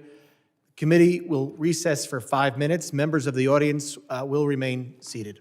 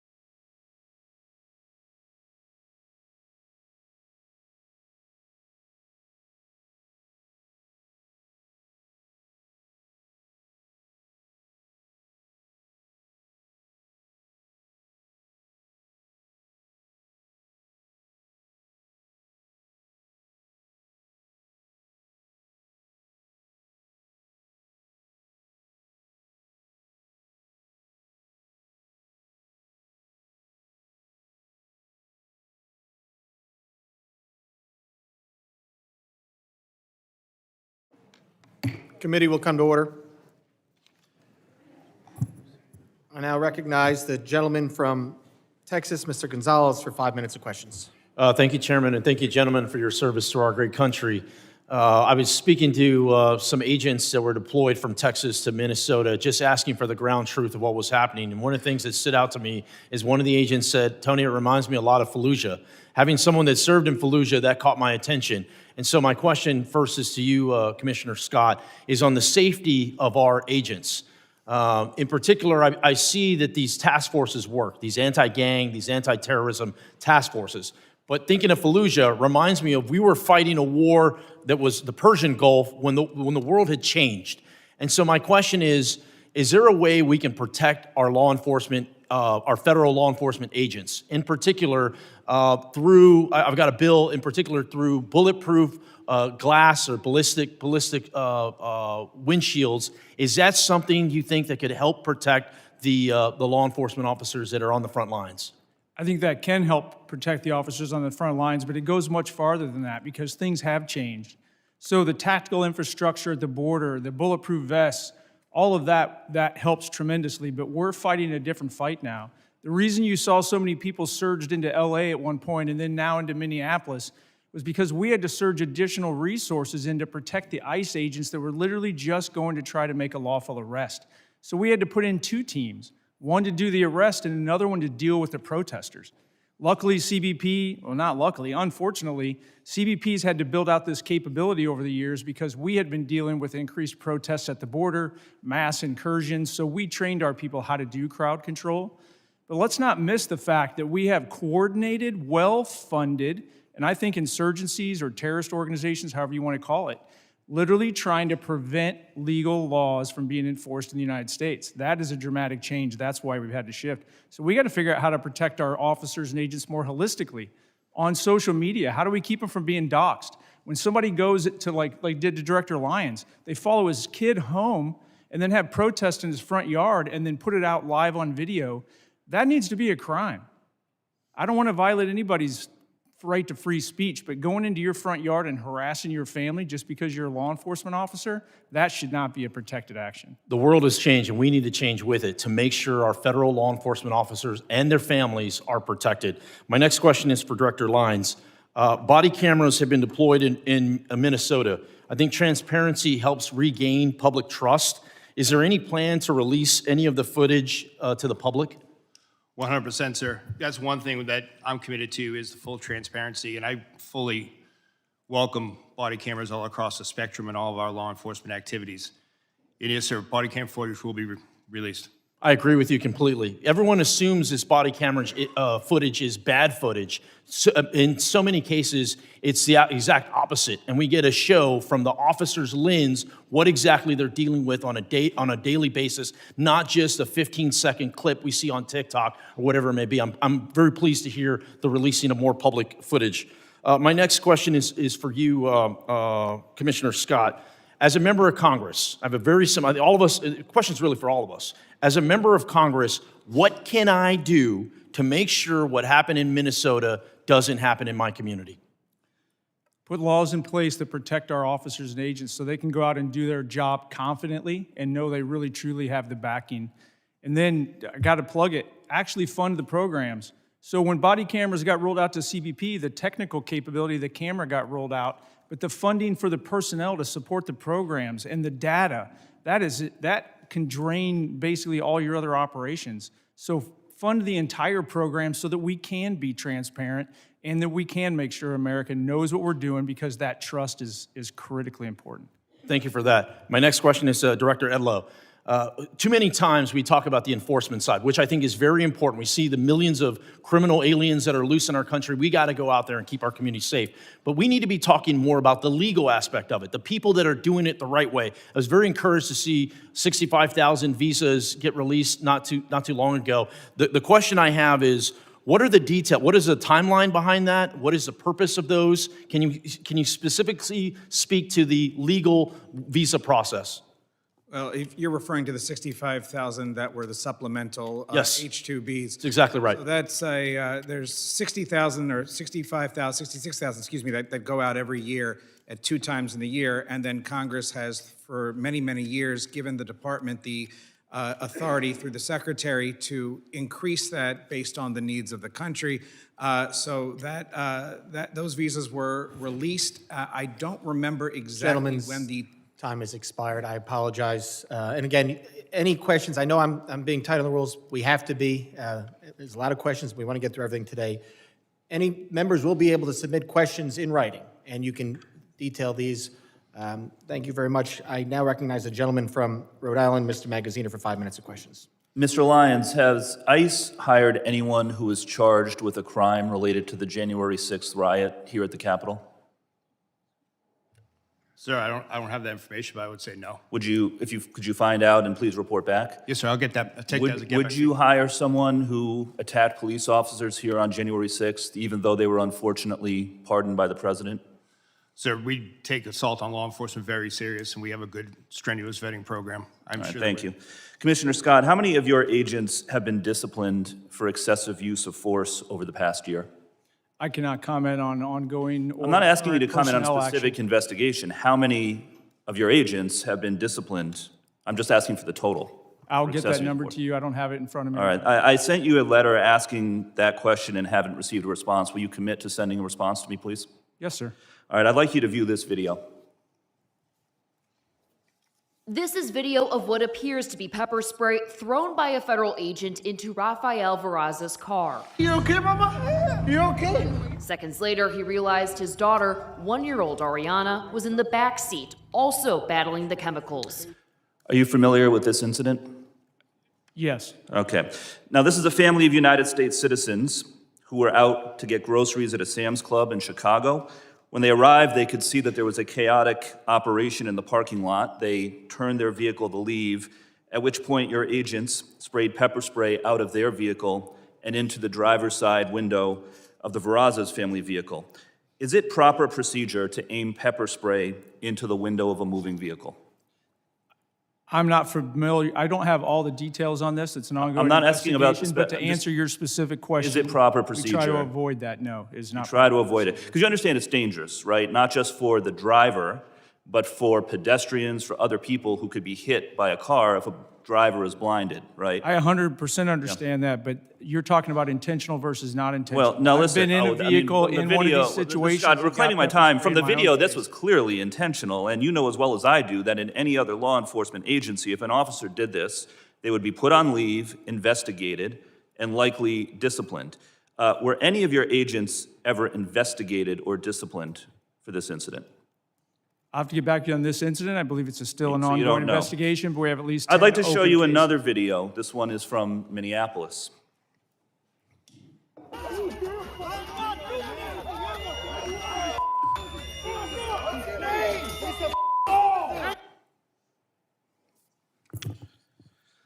So as you can see, the agent sprayed pepper spray at close range directly into the face of an individual who had already been pinned to the ground by 3 other agents. And there's a picture of this behind me to give you a better view.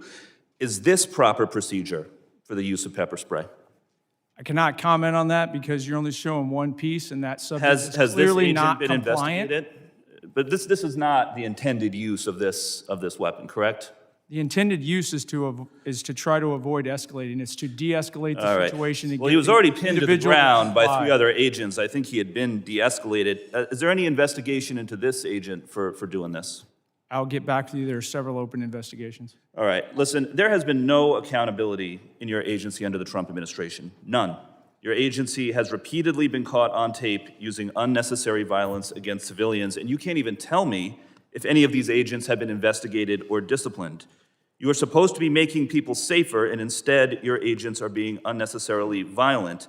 And that is why the Trump administration has lost the trust of the American people on immigration. Understand, it's not just the actions of the agents in the field, it is the lack of accountability from the top that has caused public trust to erode. And there need to be major reforms before we vote to give any of you any more funding. Your agencies need to act like other law enforcement agencies. Take off the masks, wear badge numbers, enforce discipline with real standards of conduct. But accountability starts at the top. Kristi Noem is completely unfit and should be removed from office, And all of the operations that we just watched were overseen by Commander Gregory Bavino, who himself engaged in excessive use of force. He even admitted that he lied to a federal judge when he claimed he had been hit by a rock prior to throwing a tear gas canister at a crowd of civilians. But then after the footage came out, and that turned out to be not true, he admitted that he had lied about it. Mr. Scott, what disciplinary action do you plan to take against Mr. Bavino? I cannot comment on personnel actions on any. Is there an investigation underway or being considered into Mr. Bavino? Every allegation and every use of force is fully investigated. Well, within please DHS. investigate him. It goes through a review You need board. to and then start enforcing discipline. in Gentleman's your time agency. has expired. I now recognize the gentleman from Alabama, Mr. Strong, for 5 minutes of questions. Thank you, Chairman Garbarino, Ranking Member Thompson, and thank you to all our witnesses for being here today. Let me start with the simple facts. The border is now closed. Fentanyl poisonings are down by more than 35%. I thank each of you for your service to our country. I remember in April of 23 when then Secretary Mayorkas testified before this very committee that the U.S. border was, and I quote, secure, close quote, and not open. At the same time, under his leadership, illegal alien population surged to over 11 million. They were coming from more than 160 different countries as migrants were released into our country by the millions. That's what the Biden administration, in concert with Secretary Alejandro Mayorkas, did to America. They sold America out. The consequences of their failures were predictable. When the United States failed to enforce its border, the winners are not legal immigrants or American communities. It's the cartels, drug smugglers, human traffickers, and violent criminals. We didn't need new laws to stop this crisis. We needed a president willing to enforce the laws already on the books. President Trump did exactly that. Another promise made, another promise kept. And today, the number of illegal aliens being released into our country is zero. Zero. That's what it took a president to make the hard decisions. And America is better because of it. So my question is straightforward. Commissioner Scott, was Secretary Mayorkas telling the truth when he testified before this committee that the border was secure? Consistent with my prior testimony, no, he was not. As you stated earlier, the underlying immigration laws haven't fundamentally changed in decades.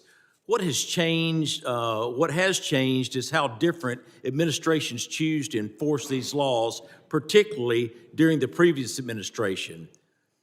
It was 100% orchestrated to allow illegal aliens to invade our country under the Biden administration. From an operational standpoint, how important is consistency and enforcement for deterrence and border control? It's extremely important, and we keep talking about immigration, but let me remind people, border security really is national security. The cartels use illegal immigration to literally overwhelm law enforcement at the border and bring in all kinds of other threats. It's the second wave that always is the most critical. The Interior Enforcement sent a message around the world that we're not going to just let you go. It took away the marketing ability of the cartels to get people to come to the border and overwhelm law enforcement. This all works together. It's critically important because it is national security. Thank you, Commissioner. The men and women of DHS deserve our respect and the ability to do their job effectively without mixed signals from Washington. I also want to be clear, I support the men and women who work every day to secure our borders and enforce federal immigration laws. But lately, we've seen growing strain on political rhetoric that goes beyond policy disagreement and targets the legitimacy of law enforcement itself. Rhetoric that puts a target on the backs of agents doing their jobs. Acting Director Lyons, we keep hearing calls from left-wing politicians to abolish ICE. Some, including many who should know better, have denounced federal law enforcement as secret police. How would you respond to these reckless attacks? Sir, I can speak from personal experience, having served multiple administrations, that the men and women of ICE are out there every day doing the law as it's written. What are the consequences of not enforcing federal immigration laws? Sir, if you look at what ICE has done, if you look at the amount of As I said earlier, the amount of known and suspected terrorists that we removed from the country, we arrested 1,477 this year and removed 1,480. Just that impact alone, along with the 7,800 gang members, makes a significant impact on public safety and national security. Thank you. Turning to you, Director Edlow, the U.S. Citizenship and Immigration Service plays a role in administering legal immigration and protecting the integrity of the system. When immigration enforcement is undermined or treated as illegitimate, how does that affect USCIS's ability to manage lawful pathways, prevent fraud, and maintain public confidence in the legal immigration process? It makes it absolutely impossible, Congressman, and that's why we've done everything we can to administer that system now and to not cut corners that were previously cut during the last administration. Thank you. Mr. Chairman, I yield back. The gentleman yields back. I now recognize the gentleman from New York, Mr. Goldman. 5 minutes of questions. Thank you, Mr. Chairman. Mr. Lyons, what guidance have you given to your agents about asking people walking on the streets of America to show proof of citizenship? Sir, as I stated earlier, the men and women of ICE, deportation officers, special agents, we conduct targeted intelligence-driven operation. We don't walk around on the streets asking people about their American citizenship. Really? So all of those individual American citizens who have been randomly asked are lying. Is that what you're saying? Sir, if the men and women of ICE are conducting an investigation, whether it be for Title VIII immigration enforcement or Title 18 criminal enforcement, they'll ask someone their nationality. Right, but that's not targeted because they're asking all sorts of American citizens, including off-duty law enforcement. Now, have you directed at any point your agents under the Supreme Court's racial profiling ruling to only stop non-white people and those who look like immigrants to ask for their citizenship papers? No, sir, I haven't. Now, you are aware, of course, and there's numerous well-documented instances of people, American citizens, being asked to show and prove their citizenship. Do you know what other regimes in the 20th century required similar proof of citizenship? Yes, sir. What? Sir, there was various nefarious regimes that did that. Is Nazi Germany one? Yes, but Is the Soviet Union one? I honestly, Sir, I'm asking the questions. Is the Soviet Union one? Yes, sir, but I totally, this is the wrong type of questioning. I'll tell you what the wrong type of actually, thing sir, is. Sir, it's my Holocaust time. Museum Reclaiming my time, sir. If you want to go see Reclaiming my Nazis, time, that's what Mr. it is. Chairman. It's not the men and women of ICE that are out there doing it every day. So to say that the men and women of ICE are Mr. Chairman, I'm reclaiming my time. I would like my wrong. time back, please. Please give me another 15 seconds because he was unnecessarily speaking. You said in your opening statement that references to ICE as the Gestapo or the secret police encourages threats against ICE agents. 100%. The problem is you have it backwards, sir. People are simply making valid observations about your tactics, which are un-American and outright fascist. So I have a simple suggestion. If you don't want to be called a fascist regime or secret police, then stop acting like one. But people are simply just observing what they are seeing. And that's why people are making those comments. Now, I was a prosecutor for 10 years, prosecuted mob bosses, organized crime, violent criminals, the actual worst of the worst. Not a single criminal law enforcement agent that I worked with wore a mask to conceal their identity. But your department, which is a civil law enforcement agency, is defending the use of masks by your agents because of a so-called rise in threats and assaults against your officer.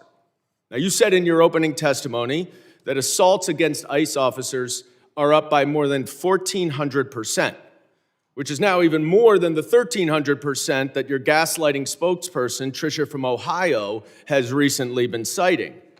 But here's the problem. There are two separate, very detailed, very thorough investigative reports based on your own data that both conclude that assaults against ICE officers are up about 25%, which is far less, of course, than you assert and far less than you would expect from an agency that has more than doubled its hiring and has an even greater increase in arrests. Now, why is that a problem, Mr. Lyons? It's a problem because the explanation that your agents are wearing masks because of fear of assaults or doxing is outright bogus. You and your untrained, unqualified, unvetted, unidentified agents are intentionally terrorizing our cities and communities all over this country to avoid accountability for their excessive force and their lawless actions. That is why you're wearing masks, so no one can hold you accountable, and you know that the FBI is not going to, because notwithstanding all of the investigations all of you say are going on, the Department of Justice and the FBI has stated they are not investigating those two murders. This is not the America that I know and love. This is not the America my immigrants came to.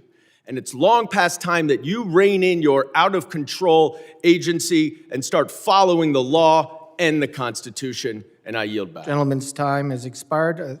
I now recognize the gentleman from Arizona, Mr. Crane, for 5 minutes of questions. Thank you, Mr. Chairman.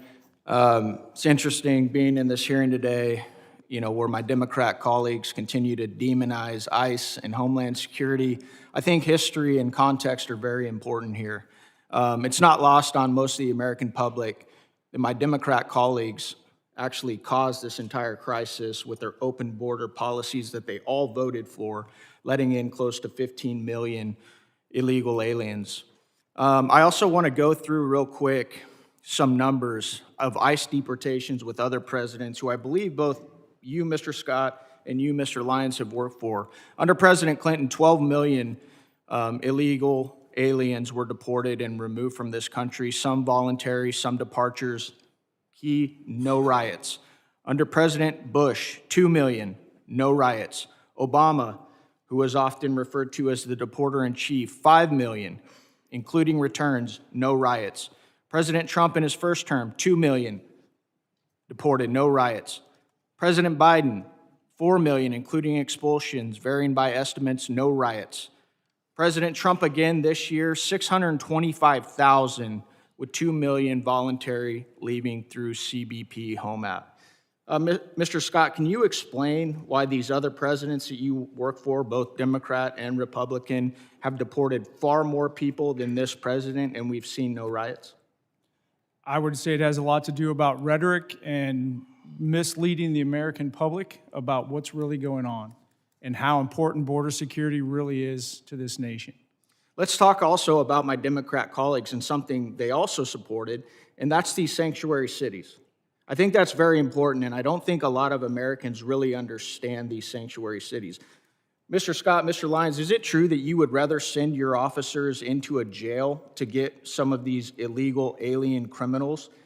Is it safer for your agents and also the illegal alien criminal if your officers are able to go into a jail instead of having to go out and find them on the street? Mr. Lyons, I'll start with you. Yes, sir, it would be. You wouldn't see the amount of law enforcement officers involved in immigration operations. Right. How about you, Mr. Scott? I 100% agree with the director, and just as importantly, it would allow me to put more agents back on the border to prevent people from getting in here in the first place. Let's also talk about these riots. Mr. Scott, Mr. Lyons, do you guys remember any riots, when for some of these victims that were assaulted and victimized by illegal alien criminals like Nate Baker, Laken Riley, Fletcher Harris, Skylar Provenza, Ivory Smith? I've got a whole list of them. Do you remember any riots from our Democrats or their constituents when any of these American citizens were victimized by illegal alien criminals? No, sir. No, sir. Why do you think that is? Because that's the question that I get asked all the time.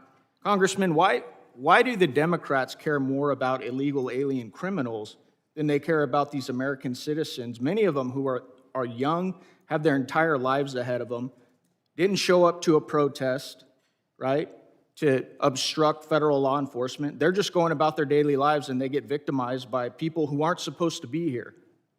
Why do you think they don't care about American citizens? I cannot speculate, but when I look at the chaos that it creates and the corrosive nature that it creates, I go beyond the politics of the United States and I look at our nation-state adversaries like Iran, Russia, and China and their influence on social media to keep this negative discourse going. And I think this is a much bigger issue than we're actually admitting that it is in here. I want to tie this together to something that's very pertinent that's going to happen this week here in Congress, where the American people are going to see the bookend of what's going on. We are going to attempt to pass the Save America Act, okay? Which requires documentary proof of U.S. citizenship to register to vote. It imposes photo ID requirements to vote, and it penalizes officials who do not enforce these requirements. And you won't see most of these folks over here on the other side that are demonizing you guys right now. You will not see them support it. So they let millions and millions of illegal aliens into the country. They set up these sanctuary cities so you can't go enforce these federal laws that are on the books that Congress has passed. And now they won't vote to stop these illegals from voting in our elections. If the American people don't understand what this whole thing is about, it's about one word, and it always has been, and that is power. They want power, and they need these illegals to vote in our elections. That's why they don't care about the fraud either, because they need those votes as well. Thank you. I yield back. Gentleman yields back. I now recognize the gentlelady from Illinois, Ms. Ramirez, for 5 minutes of questions. Thank you, Chairman. My mother, a Guatemalan immigrant and an American, taught me that I have the responsibility to look evil in the eye and to fight it back. Mr. Lyons, Mr. Scott, Mr. Edlow, you have used your power to perpetrate great evil. And it's about time you answer this committee for the lawlessness that you've empowered and defended in your testimony. Mr. Lyons, I want to start with you. And I want to talk about ICE. Because under your leadership, ICE has shot and killed Silverio Villegas Gonzalez and Renee Good, violated nearly 100 court orders in January alone. You've used banned chokeholds in more than 40 cases, engaged in warrantless arrests despite of a consent decree, and you used children as bait to put 3,800 children in detention. You created traps for people at immigration court who were following the law and doing it the legal way. And you broke the law by entering into people's homes without a judicial warrant in violation of the Fourth Amendment. Now, let's talk about you, Mr. Scott, and CBP next.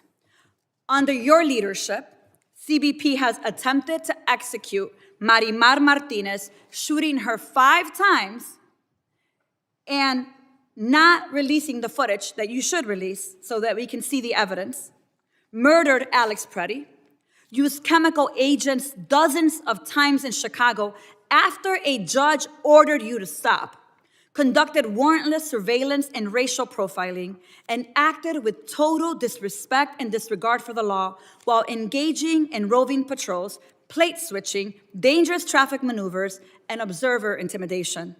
Again, criminals act with that total disregard for the law, and we continue to see it. You would both have us talk about respect for your mission and your agents, but your agencies are unaccountable, paramilitary forces, and I have just as much respect for you as I do for the last white men who put on masks to terrorize communities of color. I have no respect for the inheritors of the Klan Hood and the Slave Patrol. Those activities were immoral then and criminal, and so are yours. And that brings me to you, Mr. Edlow, and USCIS. Truly, USCIS is the most disappointing part of this whole panel for me. Mr. Edlow, let me ask you a question. Is USCIS's mission to uphold America's promise as a nation of welcome and possibility with fairness, integrity, and respect for all we serve? Yes or no? Is that the mission? Congresswoman, the mission is to administer the lawful immigration system. system. Let me move on. So it is not for the possibility of fairness, integrity, and respect. I get that. I want to tell you about Stephen, my constituent, Mr. Edlow. Stephen is a 14-year-old with autism who is seeking asylum. This child has spent 60 days in detention center after he was detained with his dad at a check-in. Let me ask you this. What kind of agency would strip asylum protections from children, even those with pending asylum claims, and deport minors without due process? You don't have to answer that. It's your agency, Mr. Edlow. You are doing that to Stephen, my constituent, an 8th grader. You have abandoned the mission and allowed USCIS to become a tool in DHS's abusive enforcement apparatus, Mr. Edlow. It is shameful to see what USCIS has become. As I've said before, DHS, ICE, and CBP, they're not really rogue. Congress designed DHS to violate our rights under the pretense of securing our safety. I'm gonna say it loud and clear, and I'm proud to stand by what I say. DHS cannot be reformed. It must be dismantled and something new must take its place. Because if we let DHS persist, it will continue to be a weapon that can be pointed at anyone the government considers the public enemy. And let me tell you, fascism always requires a public enemy. But the power of the people is stronger than the weapons they would wield against us. So Mr. Lyons, Mr. Scott, Mr. Edlow, you have weaponized the government. You have supported a fascist enterprise at the expense of our constitutional rights. You have violated the law. But let me remind you, you will not always be in power. One day, you will be held accountable for your role in this dark moment in America, in our nation's history. I guarantee it. And with that, Mr. Chairman, I yield back. Gentlelady yields back. As I said, the issues we're debating here are important, ones that members feel deeply about. While vigorous disagreement is part of the legislative process, members are reminded that we must adhere to established standards of decorum and debate. Witnesses are here today voluntarily, and I will continue to remind members that while oversight is important, aggressively attacking witnesses personally is inappropriate and not in keeping with the best traditions of our committee. And I now recognize the gentleman from Oklahoma, Mr. Burkeen, for 5 minutes of questions. Thank you, Mr. Chairman. Thank you to the witnesses. I want to start with a display over my shoulders. And this is something that is not specific only to Oklahoma.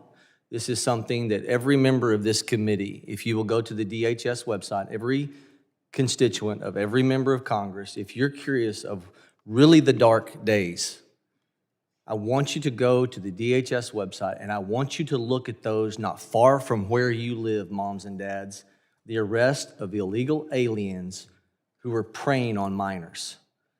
Just because of a really intentional act by Kate Bryan on my staff to go a couple of weeks ago and look just in eastern Oklahoma, on the right side of me here.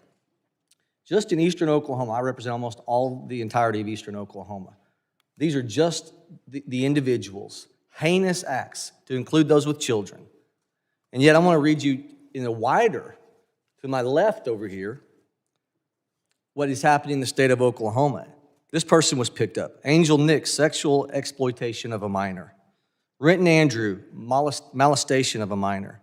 Chan Truding, child fondling. Feliciano Garcia, enticement of a minor. Caetano Lopez, statutory rape. Erasmo Avila, rape and lewd acts with a minor.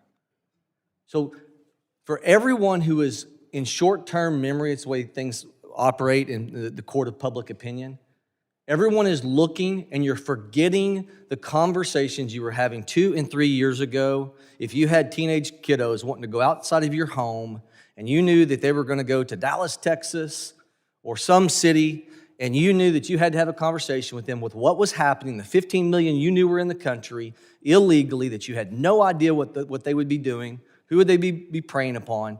And moms and dads, don't you feel just a little bit safer if we're going to be gut level honest? That's the realization of what the generational opportunity this administration has afforded this country. It's the ability to feel safe over the madness of opening the border for that 4-year period that allowed 15 million people. You don't know where they came from. You don't know their background. You don't know their history. And this that is occurring right now is designed to make sure we have law and order in this country. If you do not have law and order, you don't have prosperity. So to all those who are second-guessing the reactionary moments, to the law enforcement who have to respond in real time,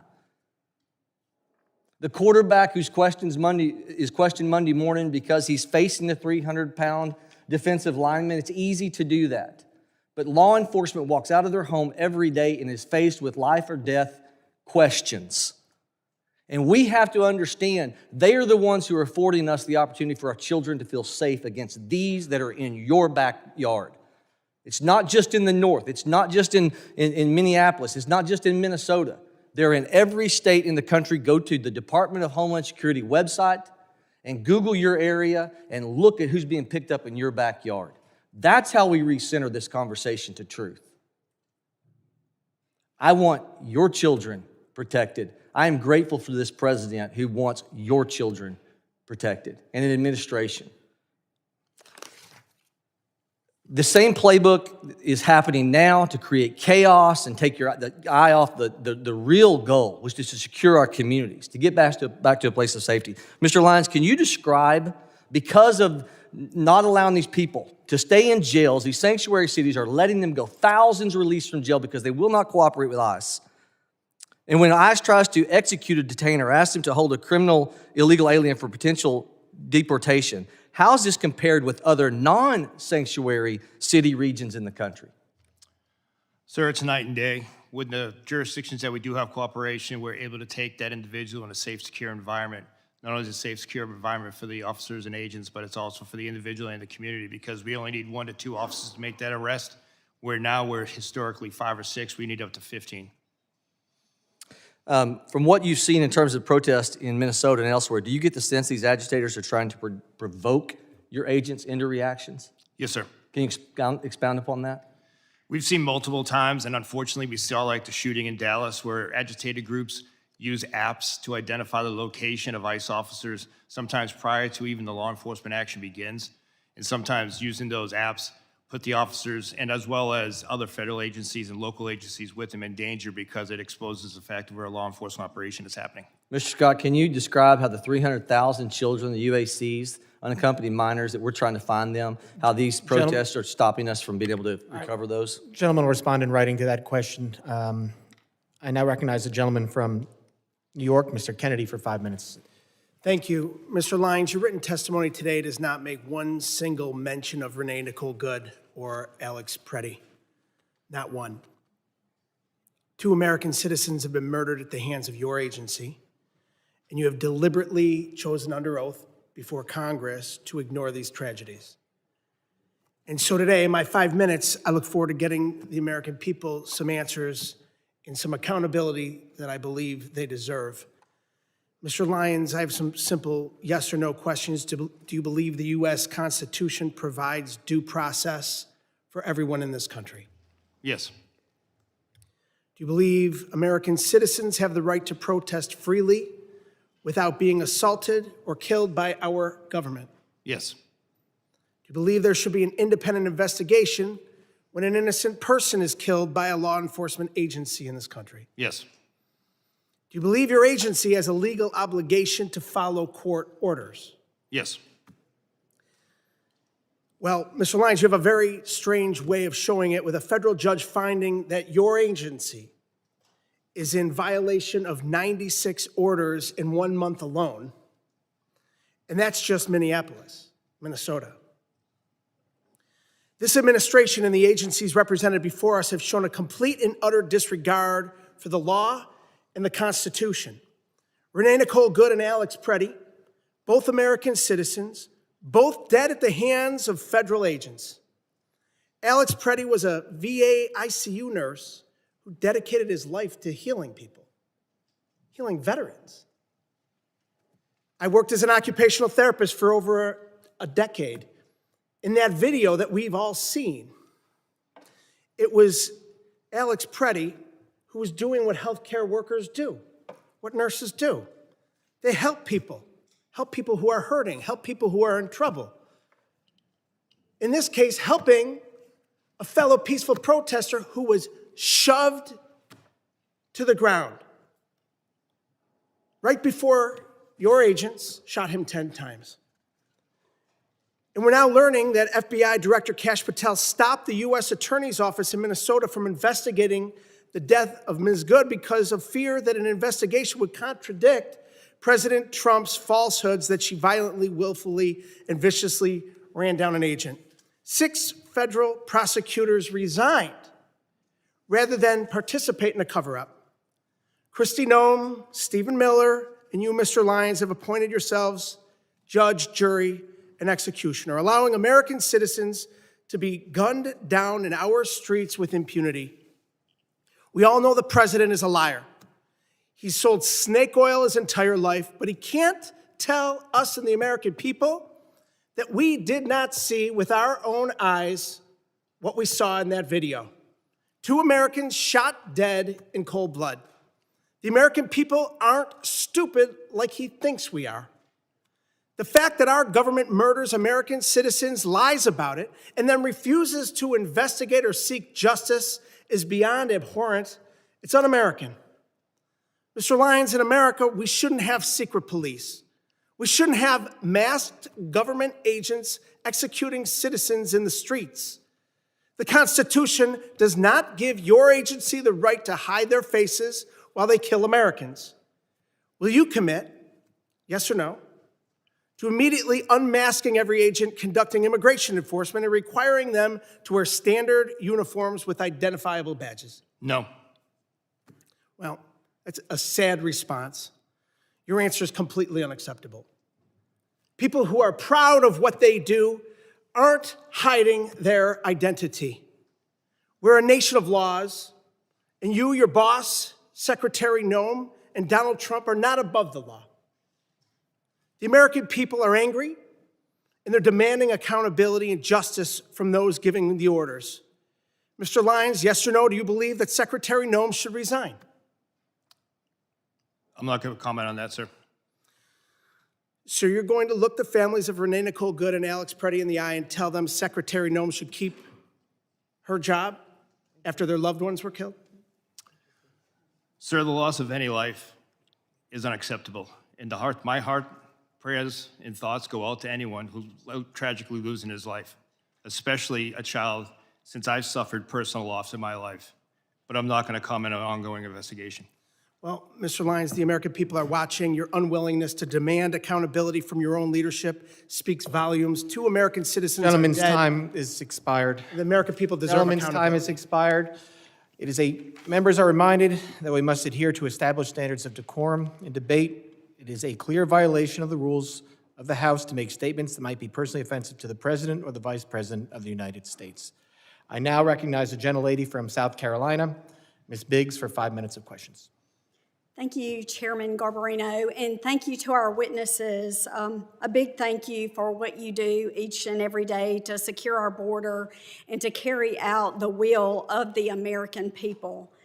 You know, this Trump administration and the CBP and ICE, they've done a stellar job of securing our border. And we can just look at the numbers. They tell the facts. Crossings are down from a high of over 300,000 a month under President Biden to around 10,000 a month under President Trump.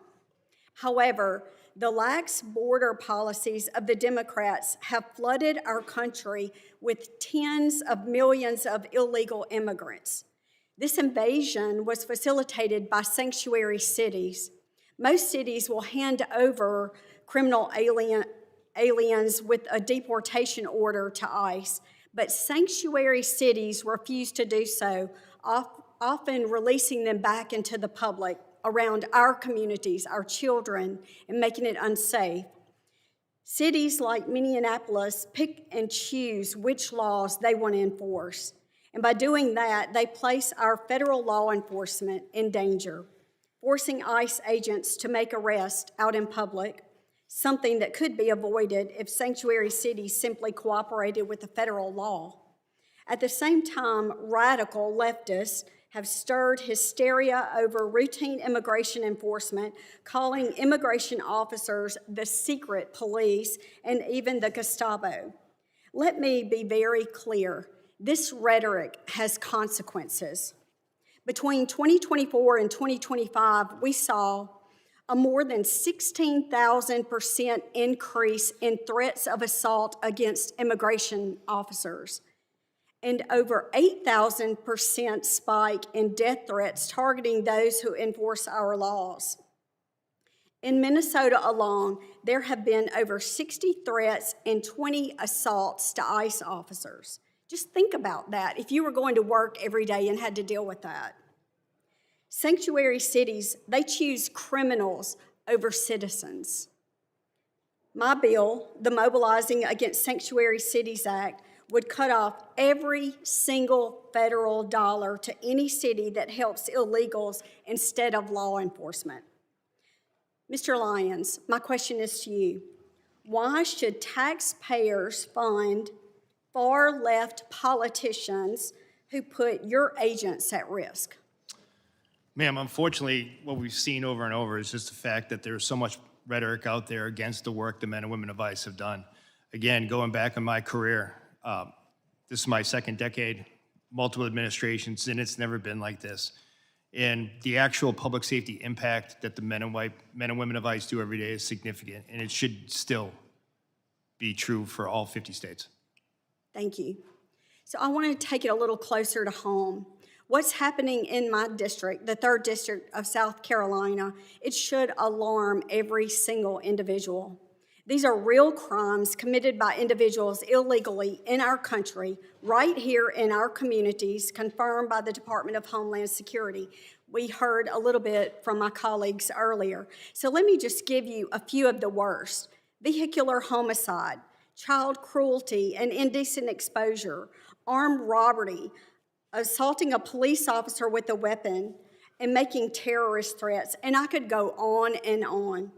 We're also seeing convictions for drug trafficking, burglary, forgery, repeated illegal re-entry, and more. And this is what I consider chaos. And it's the direct result of open border policies that put American lives at risk. But amid all of this, we're seeing true heroes step up. Our federal immigration officers are on the front lines of securing safety and prosperity for us and for our children.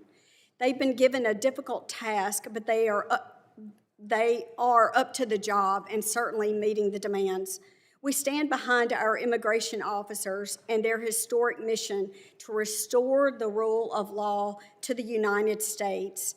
And right here at home, our local law enforcement is rising to meet the challenge, and I'm very grateful to them. So just look at Anderson County Sheriff's Department, which you'll see in the photo behind me, which recently seized 180 pounds of cocaine. That's 180 pounds of deadly drugs that will never reach our streets, thanks to the courage and commitment. So I just want to say thank you, and I'm grateful for the job that you do. Gentlelady yields back. I now recognize the gentlelady from New Jersey, Ms. McIver, for 5 minutes of questions. Thank you, Mr. Chairman and Ranking Member. Mr. Lyons, as the senior official lead in ICE enforcement, much of today's scrutiny falls on you, and it should. We have seen repeatedly that Republicans, Trump administration, its DHS, and your agency will do absolutely anything to avoid answering for your actions. When I showed up to inspect Delaney Hall, a private prison that you contract with, ICE tried not to give us an oversight tour. Then, instead of taking accountability for ICE's attempts to keep us from seeing this facility's conditions to know if people's basic rights were being upheld, this administration is doing all they can to try to put me in prison for 17 years. When ICE shot and killed Renee Good, Kristi Noem called her a domestic terrorist. When Alex Preddy, you all tried to tell us he was threatening officers with a gun, but all we saw was a phone. This administration's clear lies fell apart, not because someone had a come to Jesus moment, but because we saw these murders from every angle. You are only here because public outrage has become so unavoidable. You are here, Mr. Lyons, because white people are getting shot in the face and chest when the cameras are rolling. Because now my Republican colleagues care about optics. But when Keith Porter Jr., a Black American citizen, a son, a father, and a man loved by many was killed by an off-duty ICE agent on New Year's Eve, there were no hearings. So this is for him today. In my district, Jean Wilson Brutus, a Haitian immigrant, a beloved family man, died within 24 hours of being in ICE custody. He is just one of more than 30 people who have died in ICE custody last year. This is for all of them. Every human being your rogue, out-of-control agency has hurt, hunted down, imprisoned, killed, and continue to hold hostage even after they have agreed to be deported. We know this administration doesn't care about protecting people or sparing lives. We all see so plainly what you are doing, what you have been doing to Black and brown folks, immigrants, people silenced in the shadows, now in broad daylight, to people peacefully rejecting your cruel agenda in the streets, which is their right to do. This is the despicable but predictable result of an agency that laughs at oversight, receives billions to deploy lethal force on our neighborhoods, and seems to believe that they are above the law and should be without accountability. This administration believes it can act first, explain later, or hell, never explain at all, as we see here today. You all seem to think you are the highest power who decides which people deserve dignity, protection, due process, but you are wrong. We are here for answers. We are here for accountability, and we are here because people are dying. Let me repeat that. People are dying, and you don't seem to care. So, Mr. Lyons, I've heard my colleagues ask many questions over and over again, and you cannot answer them. So let me ask you some questions that you may be able to answer. Mr. Lyons, do you consider yourself a religious man? Yes, ma'am. Oh, yes. Okay, well, how do you think Judgment Day will work for you with so much blood on your hands? I'm not going to entertain that question. Oh, ma'am. okay, of course not. Do you think you're going to hell, Mr. Lyons? I'm not going to entertain. Of course not. How many government The gentlelady will agencies- suspend. The how many- gentlelady will suspend. Chairman? A gentlelady will suspend. As I said, the issues we're debating here are important to ones that members feel deeply about. Thank you, While Chairman. vigorous disagreement is part of the legislative process, members are reminded that we must adhere to established standards of decorum and debate. The witnesses are here voluntarily, and I will continue to remind members that while oversight is important, aggressively attacking those witnesses personally is inappropriate and not in keeping with the traditions of our committee. Mr. Chairman, I'm just asking a question. You guys are always talking about religion here in the Bible. I mean, it's okay for me to ask a question, right? But let me continue on. I got your note. All right, the gentlelady may resume. Thank you so much. Let me get back to my question, Mr. Chairman. Thank you. I appreciate you. How many government agencies, Mr. Lyons, are you aware of that routinely kill American citizens and you still get funding? Ma'am, I'm not going to entertain that. Of course you're not. Exactly. Exactly. Once again, questions that you cannot answer. And that is exactly why, Mr. Chairman, and to this committee, to my colleagues, and to my colleagues across the aisle, this is exactly why we should not be funding this agency. The people are watching you. They are watching you. And this is why we need to abolish ICE. With that, I yield back. Thank you kindly. Gentlelady yields back. I now recognize the gentleman from Colorado, Mr. Evans, for 5 minutes of questions. Thank you, Mr. Chairman, Ranking Member, for this important hearing. This past year has been historic for national security thanks to the joint work between the agencies present today and our Republican colleagues. The Big Beautiful Bill unlocked billions of dollars to finally secure the border and deliver much-needed support for law enforcement officials who keep us safe every day, slashing things like the scourge of overdose deaths that claimed approximately 400,000 lives under the previous administration, and this is despite increasing violence against federal officers, which has been inspired by fear-mongering from the Democrats. As a soldier for 12 years, as a cop for 10 years, and as the only Latino in Colorado's delegation, it's been my long-standing position that with a secure border, we must use all available resources to target the worst of the worst, violent offenders like murderers and rapists, and so-called non-violent like drug dealers and thieves and child porn producers. Get the gangsters, not the grandmas. Director Lyons, is ICE's priority the apprehension and removal of criminal non-citizens rather than the broader population of illegally present individuals? Yes, sir. ICE's continued focus is on the criminal aliens that are in our neighborhoods. Thank you. Unfortunately, Democrats in my state in Colorado champion soft on crime sanctuary policies at the state level and in cities like Denver, which borders my district. These policies not only impede federal investigations that target cartels, gangbangers, entities like Tren de Aragua, MS-13, the Sinaloa cartel, but they also endanger our communities by releasing dangerous criminals back into the streets who continue to traffic drugs, steal cars, intimidate families, and recruit children. In fact, fentanyl overdose rates in Denver are going up in 2025. It's common sense that when local or state police arrest an individual for a crime, those officers should be able to obtain basic information about the arrestee, and those state and local officers should then be allowed to share information with federal law enforcement to communicate threats, honor detainer requests, and work together to ensure national security and public safety. So, Director Lyons, can you please explain how ICE works around sanctuary policies to go after the worst of the worst? And do these sanctuary policies that release criminals back into the community increase or decrease ICE's presence in the community and the temperature of the interactions that ICE has with the community? Sir, when we deal with sanctuary jurisdictions, we do have to have more law enforcement officers in the street. Like I said earlier in my testimony, we'd much rather have the chance to take a aggravated felon, repeat DUI offender into custody at a prison, local jail, or some type of lockup environment where it's safer for my officers and for not only the individual, but that community as well. And then given the opportunity to take that person into custody before that person can reoffend. Unfortunately, as a field office director, when I ran the Boston field office, we saw too many times that we placed a detainer on a sexual assault individual who just went out later after the detainer was dropped to rape again. And that is why we need cooperation at all levels, especially the local and state. Thank you. Director Lyons, my district, 40% Hispanic. It's full of successful business owners and strong immigrant families.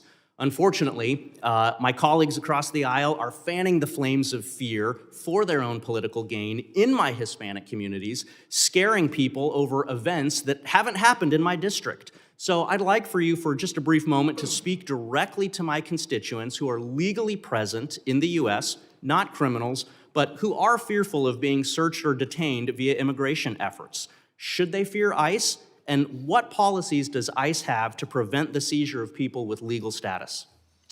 Sir, ICE officers and special agents are trained in the Immigration and Nationality Act. So anyone that is here legally or lawfully or a U.S. citizen should not be concerned about being deported or detained.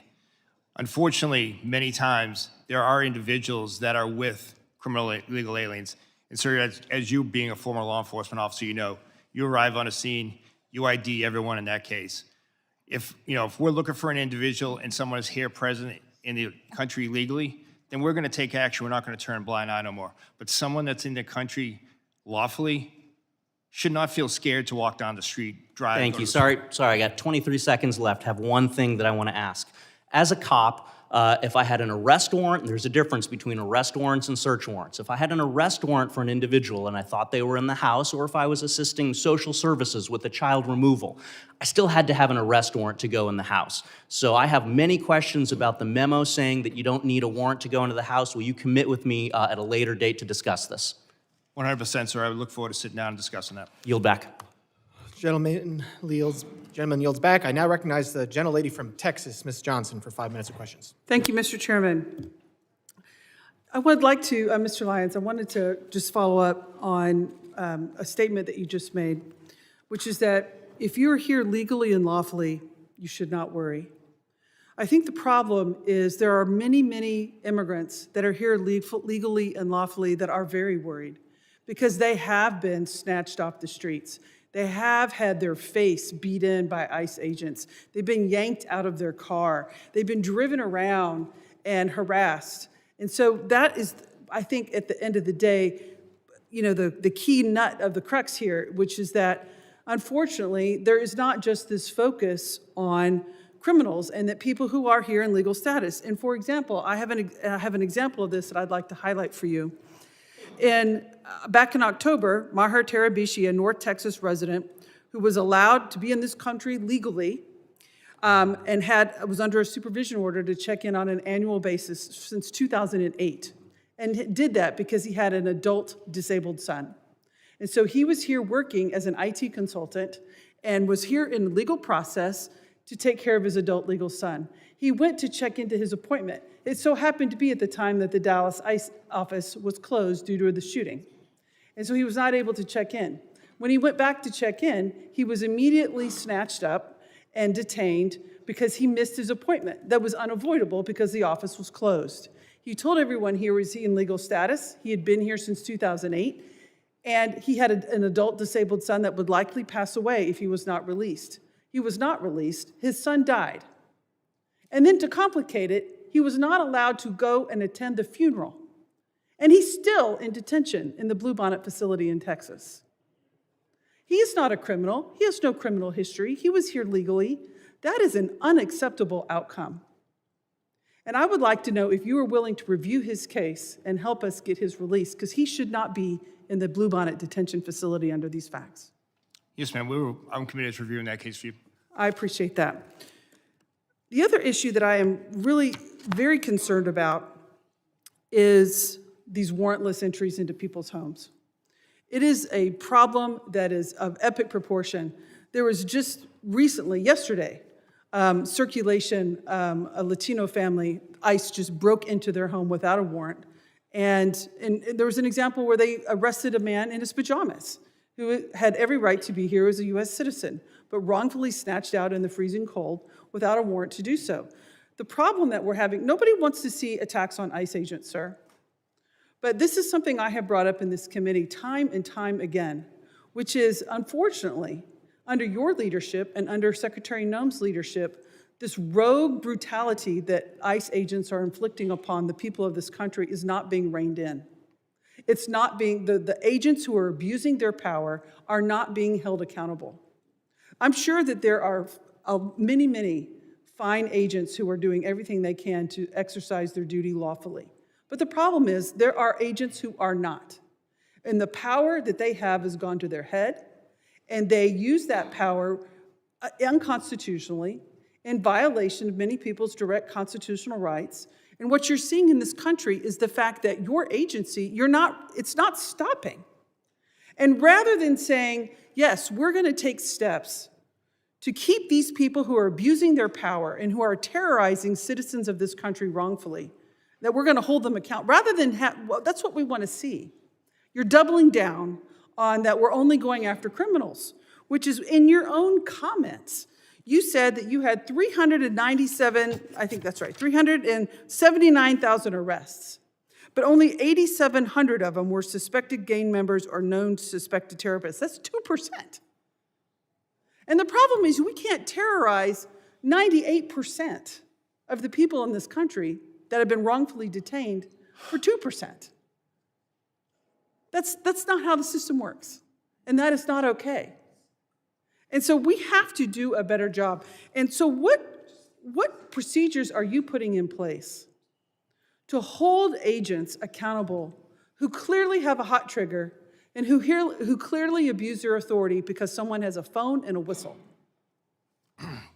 Ma'am, ICE does have the Office of Professional Responsibility. It's a robust internal investigation agency that does investigate allegations of special agent or deportation officer misconduct. And we do take everyone seriously, and we do investigate those.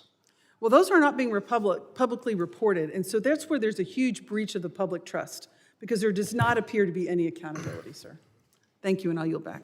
Gentlelady yields back. I now recognize the gentleman from Pennsylvania, Mr. McKenzie, for 5 minutes of questions.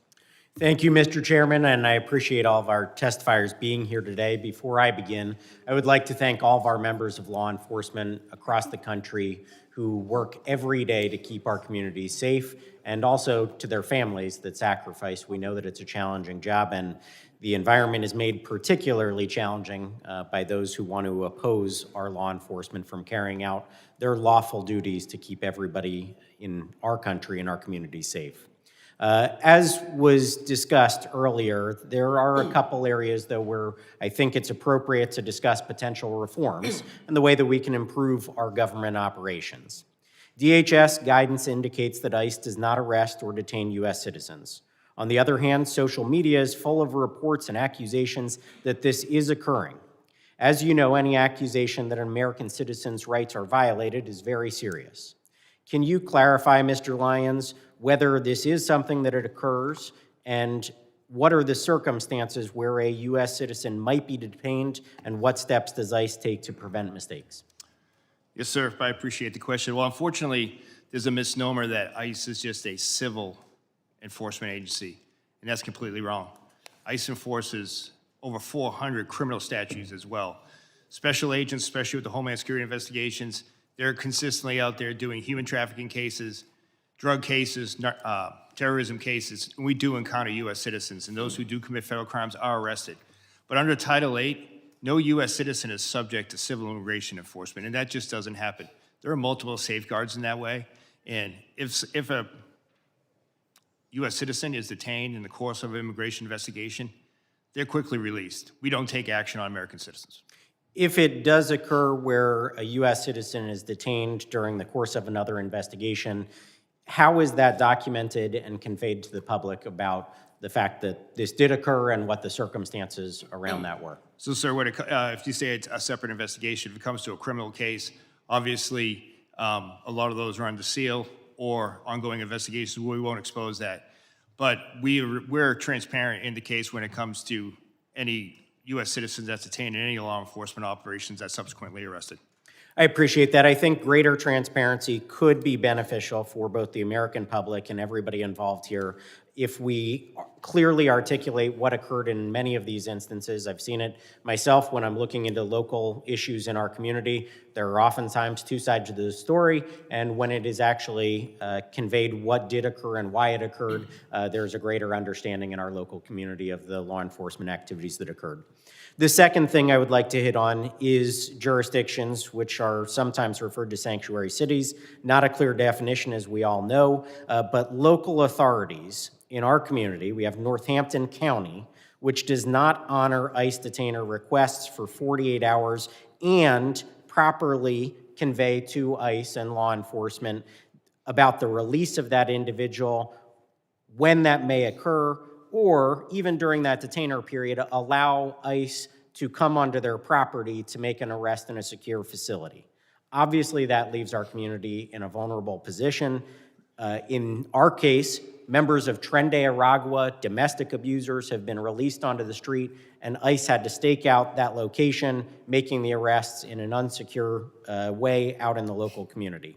From your perspective, how does this dynamic affect public safety and day-to-day operations, and where or how can we change and improve the coordination between ICE and state and local partners? Thank you, sir, again. And what I would say is just very basic communication would go a long way for public safety. You know, ICE respects and abides by state and municipality laws, where sometimes you can't hold for any reasons. But a simple phone call to let us know that that individual is going to be released, or if that individual is released, sharing that biographical data with us will go a long way. Because the last thing we want is a criminal illegal alien to go back into the community, and more often than not, they prey upon other migrants who are coming here for a better life, yet that they can hide in plain sight because these sanctuary jurisdictions won't just pick up a phone, notify ICE that they're being re-released. Well, I appreciate that. I think we want full cooperation between our local law enforcement and federal agents when they are trying to do their job. If somebody is on a detainer, they should be allowed onto that property, given the ability within that detainer window to make a lawful arrest. I think it would go a long way to keeping our community safe. I would like to thank all of you again for being here. The fact that you are here and present for this kind of testimony, I think, brings greater accountability and increases the ability for us to make reforms in Congress. Thank you again. Gentleman yields back. I now recognize the gentlelady from New Jersey, Ms. Poe, for 5 minutes of questions. Thank you, Mr. Chairman, and to our ranking member, Thompson. Gentlemen, thank you so very much for being here. Let me just be clear. Secretary No must step down or be impeached by the House, period.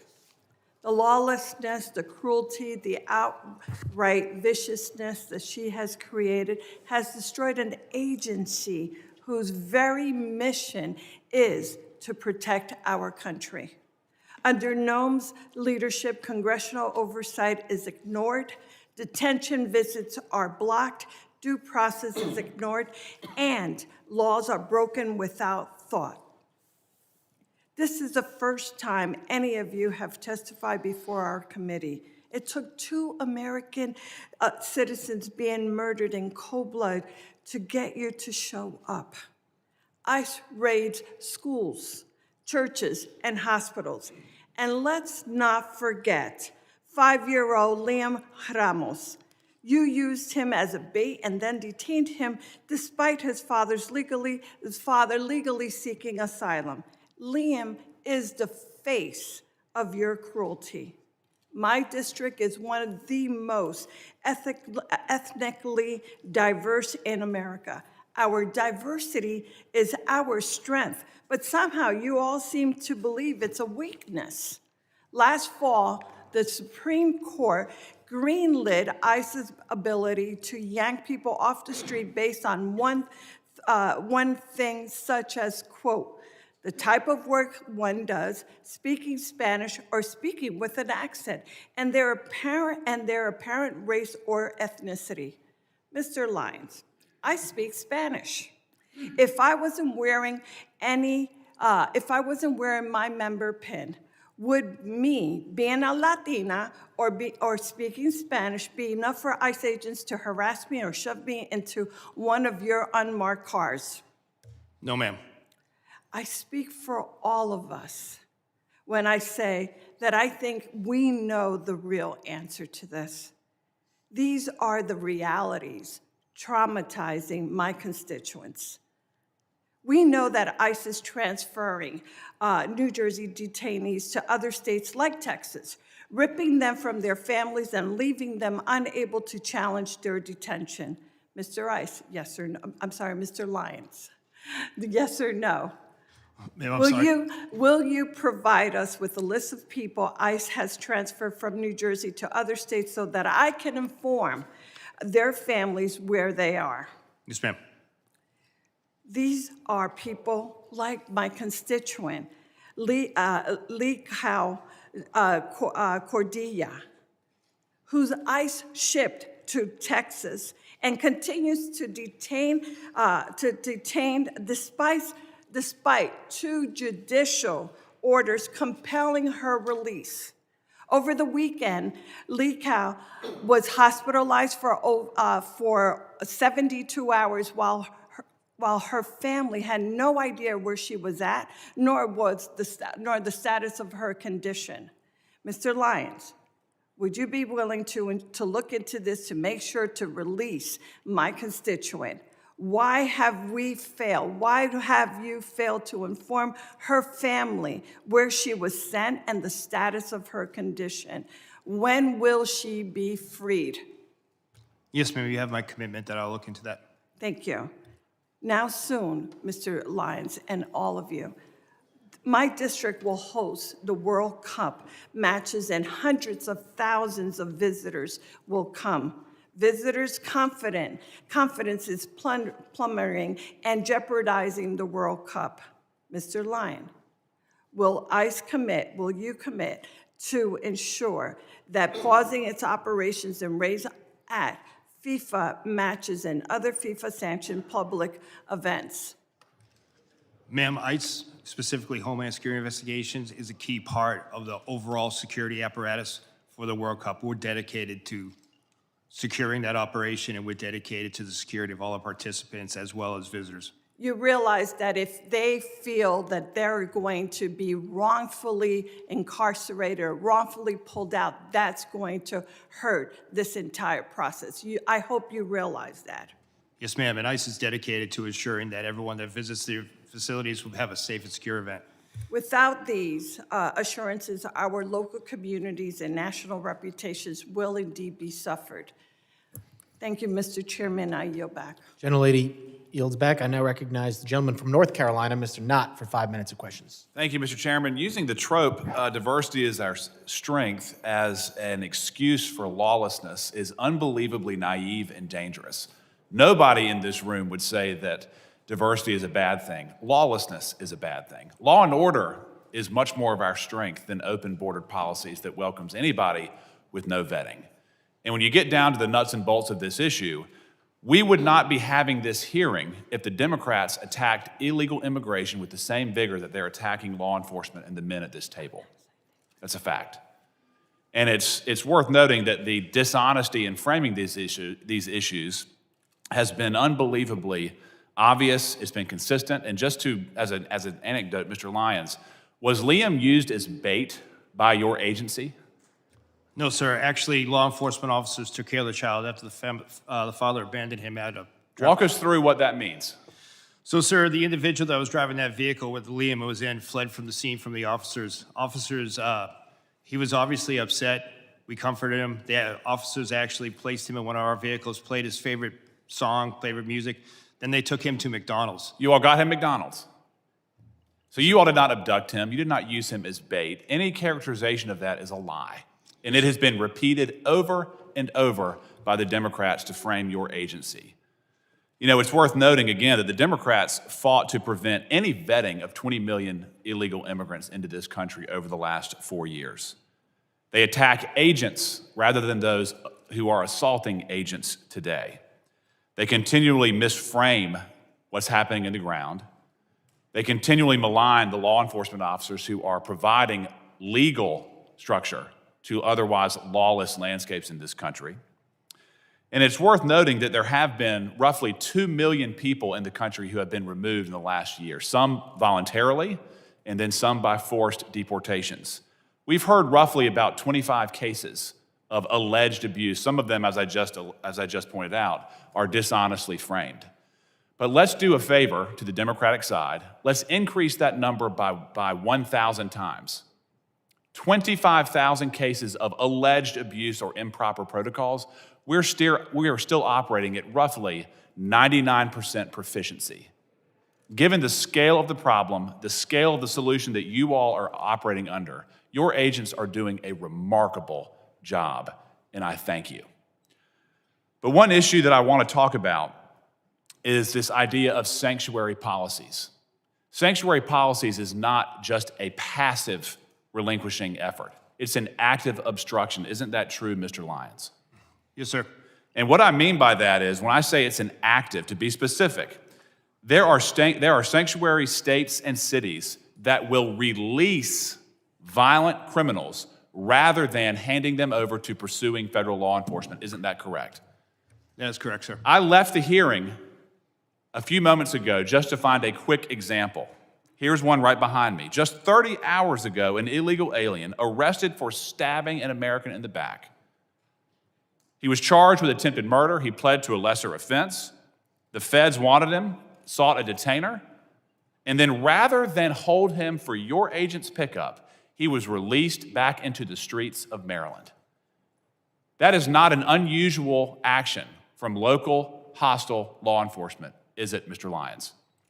No, sir, that's what we face every day. So we've heard the Democrats complain that we're not getting the worst of the worst, but their sanctuary jurisdictions that control roughly 40% of this country's population will actively release sex predators, drug dealers, violent offenders, rather than hand them over to you for deportation. And these are people who are already in custody. Am I correct, Mr. Lyons? Yes, sir. The individuals were already deemed a public safety threat by local or state law enforcement. And then when they get a federal detainer, they will release them on the street rather than turn them over for deportation. Yes, sir. It's disgusting. Mr. Scott, I want to talk to you briefly. I'm running out of time. How many cities does your agency operate in? We operate nationwide. Why is it that there is so much tension in Minneapolis, St. Paul right now?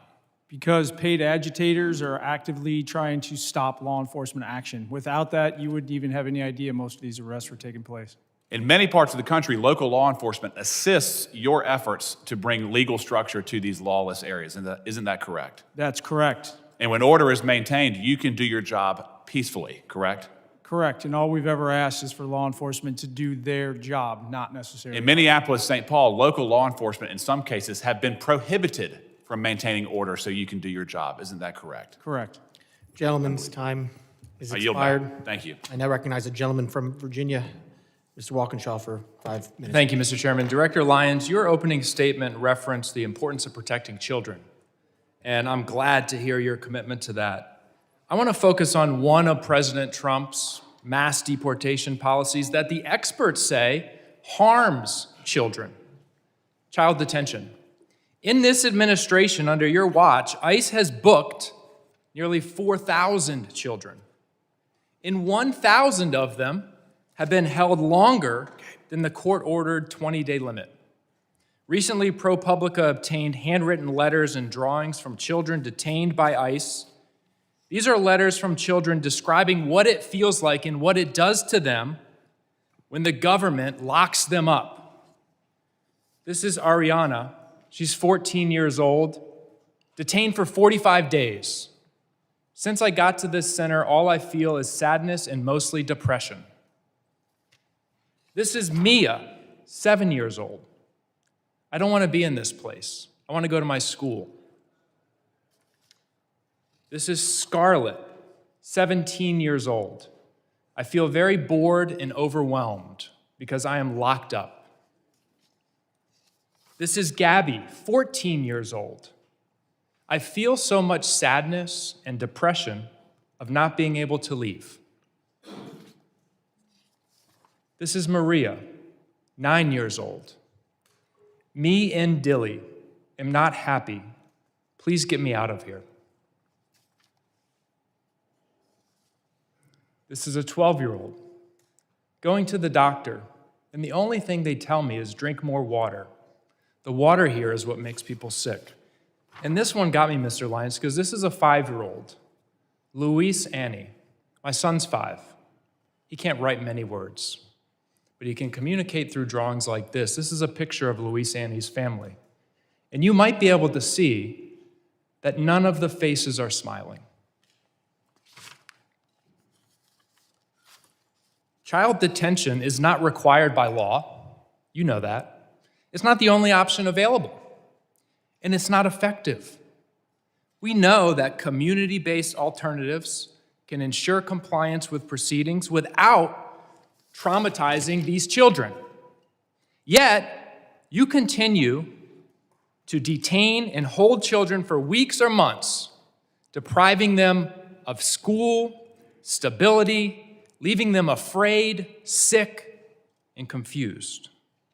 And one of the key reasons for your mass detention, including the detention of Liam and his father, is to pressure people to give up their legal opportunities and pathways to remaining in the United States. Liam's father was following the rules, following the legal process with a valid claim. Let me be clear. No child, not Liam Ramos, not Gabby, or any of these children should be used as pawns in Stephen Miller's sick and twisted Great Replacement agenda. Mr. Lyons, in 2025, the British Journal of Psychiatry analyzed all of the data on the impact of immigration detention on children's health.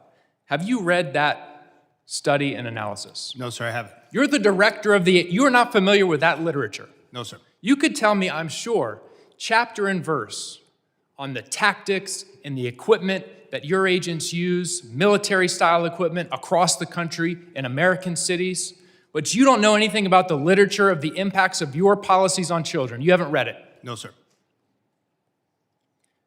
The Flores Agreement, I'm sure you know that, sets a 20-day limit on detaining children. You and the Trump administration are trying to terminate that agreement. How long would you like to hold children? 20 days, 40 days, 60 days, 100 days? What's the right number, Mr. Lyons? So we wouldn't like to hold any children. We would like to remove that family unit together safely and humanely and as quickly as possible. Thank you. Since you haven't read the literature, let me tell you what it says. Detention harms children. No period. No period.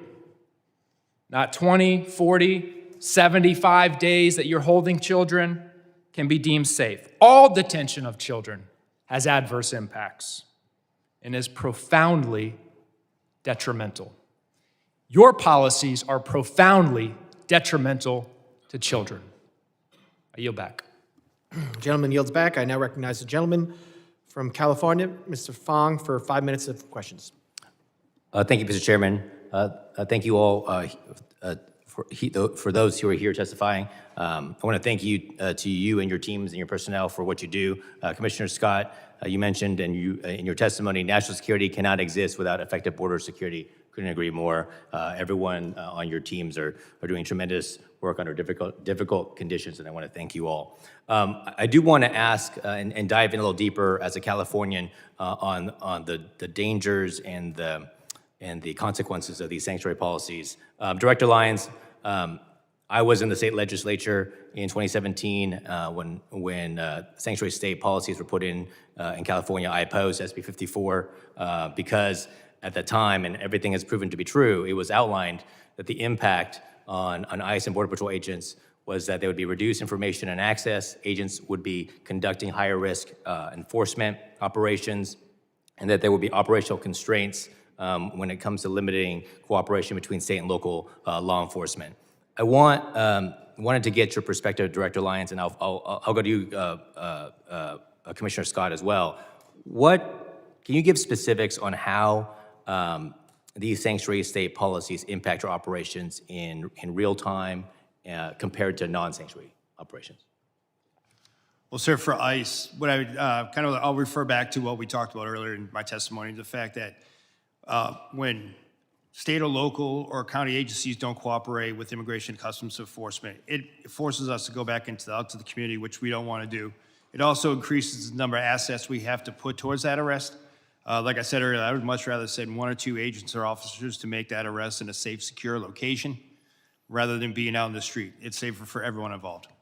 And before I go to you, Commissioner Scott, and answer, I just want to let everyone know, in California, and I think it was just reported a couple of days ago, there were currently 33,179 illegal aliens in the custody of California jurisdictions with active detainers. The crimes of these aliens include 399 homicides, 3,313 assaults, 3,171 burglaries, 1,011 robberies, 8,380 dangerous drug offenses, 1,984 weapon offenses, and 1,293 sexual predatory offenses. These are the real-world consequences, isn't that right, Commissioner Scott? When we don't have cooperation, they're released into the community? Those are exactly the consequences. And I would just add, California specific, they went above and beyond everybody else. I mean, in a negative way. They prohibited state and locals when they saw a crime taking place in front of them from sharing that information with us. San Diego, for example, right after that law was passed, a highway patrol pulled over a U-Haul van, and it was a smuggling event, probably a human trafficking event. A Border Patrol agent just happened to roll up on it and found out, luckily, but that highway patrol was disciplined and actually investigated internally, and that sent a chilling effect across the entire state of California, that not only can you not actively help us, you couldn't even pass information to us in a normal course of duties. Border security law enforcement's a team sport. We need to be working together, not against each other.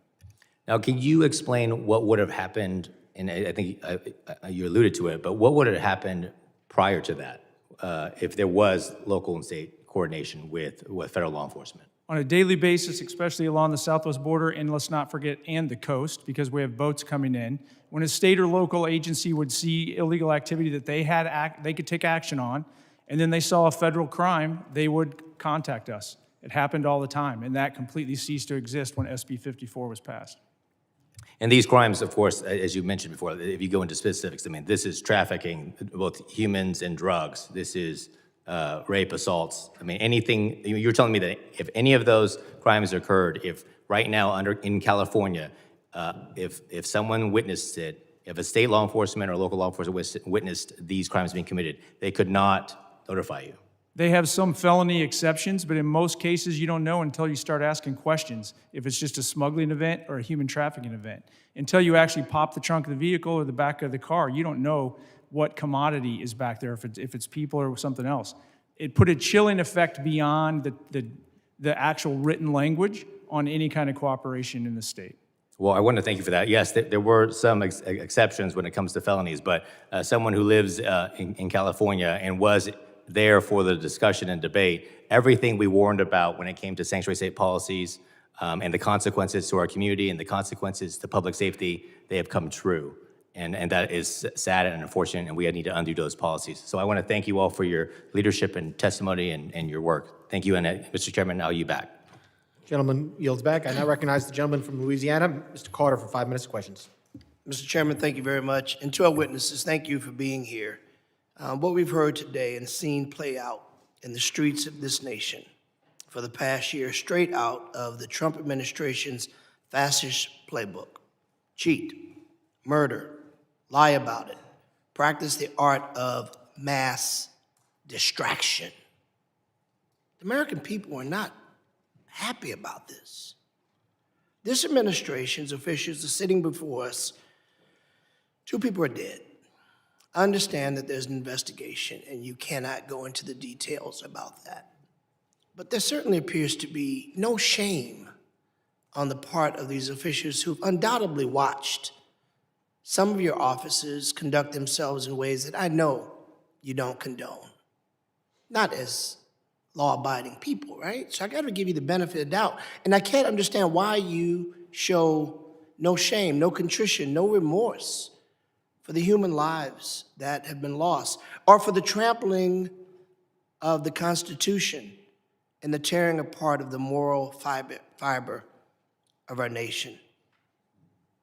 They think, apparently, you think, apparently, you've been coached, apparently, you've been called out of the room with a forced break to be told to be more aggressive, to push back against questions. The American people saw that happen. The American people watched as you all looked at each other. Oh, I didn't ask for a break. And clearly you were called in the back to be coached. A halftime locker room pep talk. This isn't a game. These are people's lives. We should all be, you should be, your officers should be held accountable that no one is above the law. No one can evade the Constitution. No person can evade what is right, even though you think that Donald Trump will protect you, and maybe he will for now. But there will be a time that you have to answer these questions. And while you have worked on many administrations, and it's been asked, you worked on different administrations, what's different? I'll tell you what's different. The approach of how you conduct it, your search and seizure. The reason there were so many others and they were not riots was because people were not being trampled. You had trained officers who knew the art of de-escalation. They understood the rule of law. They understood the Constitution. Yet now we continue to hear lies. Last year, I took members of Congress on an oversight visit to ICE facility. We were told certain things that turned out to be patent lies. They told us things that we witnessed within moments of being there to not be true, yet we continue to hear you and some of my colleagues suggest, don't believe your eyes, don't believe your ears, just trust us. Well, the American people can see. And this notion that Democrats don't want enforcement, those are talking points that are wrong. We want rapists and murderers off the street. We want the bad, the worst of the worst, to be arrested and to be deported if they aren't supposed to be here. What we don't want is citizens running down the street being chased by ICE agents, people being shot on the streets by rogue officers who are in fact American citizens. What we don't want is to see people like Ms. Good or Mr. Preti simply doing what we often say, if you see something, say something. We don't want to see people dying on the streets. So let me ask you a quick question. Mr. Lyons, has ICE ever detained an American citizen such as they are not free to leave, whether it is on the sidewalk, the street, or thrown into the back of an ICE vehicle because they looked or sounded a certain way, even though they said they were American citizens? Yes or no, quickly, I only get 38 seconds. No, sir. That's never happened before. That we've arrested one? No, sir. We've detained individuals to verify identity, but we haven't arrested or deported. No, sir. Detain, arrest, check it out. It's yes, sir. The same thing, right? All right. What does an undocumented person look like or sound like? Does it look like Mr. Garbarino? Does it look like me? Could look like anyone, sir. Okay, well, how are you training your people? Because you've said and others have said, if they sound a certain way, they look a certain way, we're going to stop them. That was quoted by your people. What do you say to that? Sir, what I say is that ICE does criminal targeted enforcement based on intelligence, and we don't use the color of skin or accents for that. So the person who said that was wrong. Yes, We'll let the the person said that was gentleman, wrong? we'll let the gentleman get that answer in writing. His time has expired. We will now recognize the gentleman from Tennessee, Mr. Van Epps, for 5 minutes of questions. Thank you, Mr. Chairman, for holding this hearing and to our witnesses for testifying today. I want to commend the job the Trump administration and you gentlemen are doing to secure the border, enforce federal immigration laws, and keep dangerous criminals off our streets. Under President Biden, we saw unprecedented levels of illegal immigration, and many of those who came across the border were connected to transnational criminal organizations and have continued to commit crimes while in the United States. Despite doing everything they could to secure our borders, our brave CBP officers and Border Patrol agents were undermined at every turn by the Biden-Harris administration. Yet under President Trump, CBP, Border Patrol, and ICE have been empowered to do their job and fulfill their mission. As a representative from Tennessee, I can't help but compare operations in Minneapolis to those in Memphis. Federal law enforcement operations in Memphis have been successful by every standard and metric, with Memphis State Task Force arresting over 6,000 people. And while immigration enforcement isn't a stated goal of this task force, there is no question that it is also taking place. The successful operations are due in large part to the outstanding leadership of Governor Lee, who has worked closely with federal partners. Over the last year, the Trump administration has arrested numerous gang members, pedophiles, and drug traffickers in Memphis, with little fanfare or interference from activists. As a result of this cooperation, murders in Memphis are down by 47% since President Trump took office, and overall violent crime is down by 30%. In May of last year, ICE enforcement and removal operations worked with Tennessee Highway Patrol and DHS components to successfully arrest 196 criminal illegal aliens across the greater Nashville area. I am grateful for the role the members of the Tennessee Highway Patrol played in that operation, and their cooperation has made my district significantly safer. Since then, over 56 partnering agencies are working together alongside ICE to keep Tennesseans safe. ICE has carefully highlighted the worst of the worst criminal aliens it has arrested. Today, I will be entering into the record nearly 120 illegal aliens that have been arrested in Nashville, with rap sheets ranging from identity theft to drug smuggling, larceny to arson, and robbery to rape. Federal agents are executing their mission to defend American citizens and protect our communities.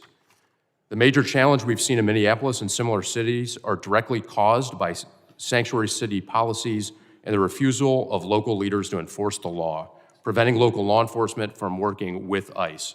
This leaves ICE and others unsupported, having to manage protesters and domestic friction in addition to their actual mission of enforcing immigration law. Local law enforcement is crucial to facilitate the mission. Director Lyons, contrast ICE's experience in Minneapolis with other cities around the country, including Memphis and others, that have agreements to work with ICE. What can successful partnerships with local law enforcement and other partners look like? Sir, thank you. I would say that Memphis is a prime example, and I have to give credit to the U.S. Marshal Service that's leading that operation. Homeland Security investigation agents are out there every day with the men and women of Tennessee Highway Patrol, Memphis Police Department, and the reduction in crime has been significant. But if you look across the country, almost at every state, we do have cooperative jurisdictions. If you look at Texas, we have outstanding cooperation. You don't see any riots or anything like that. You see side-by-side law enforcement working together as it would be. If you look at the state of Florida, state of Oklahoma, state of Louisiana, all across the nation, we do have that. And what it is public safety. Thank you. Next, I want to commend the Trump administration for locking down our southern border. A year ago, it was a highway for illegal aliens and illicit materials. Today, it is secure and closed. Commissioner Scott, as Congress and the Trump administration enabled DHS to secure the southern border, how are cartels and other criminal organizations adapting to effective border enforcement? They're going to continue to push back. I think some of it is in these protests, because if we can shut down interior enforcement, that allows them to basically market their goods, if you will, to smuggle people in. And they need those people to be distractions, because without it, they have to start digging $1 million tunnels. Without it, they have to spend a bunch of money on drones, which we're countering. But without it, they have to go out into the ocean where they stick out like a sore thumb, and we're increasing our radars on the West Coast and increasing our air coverage.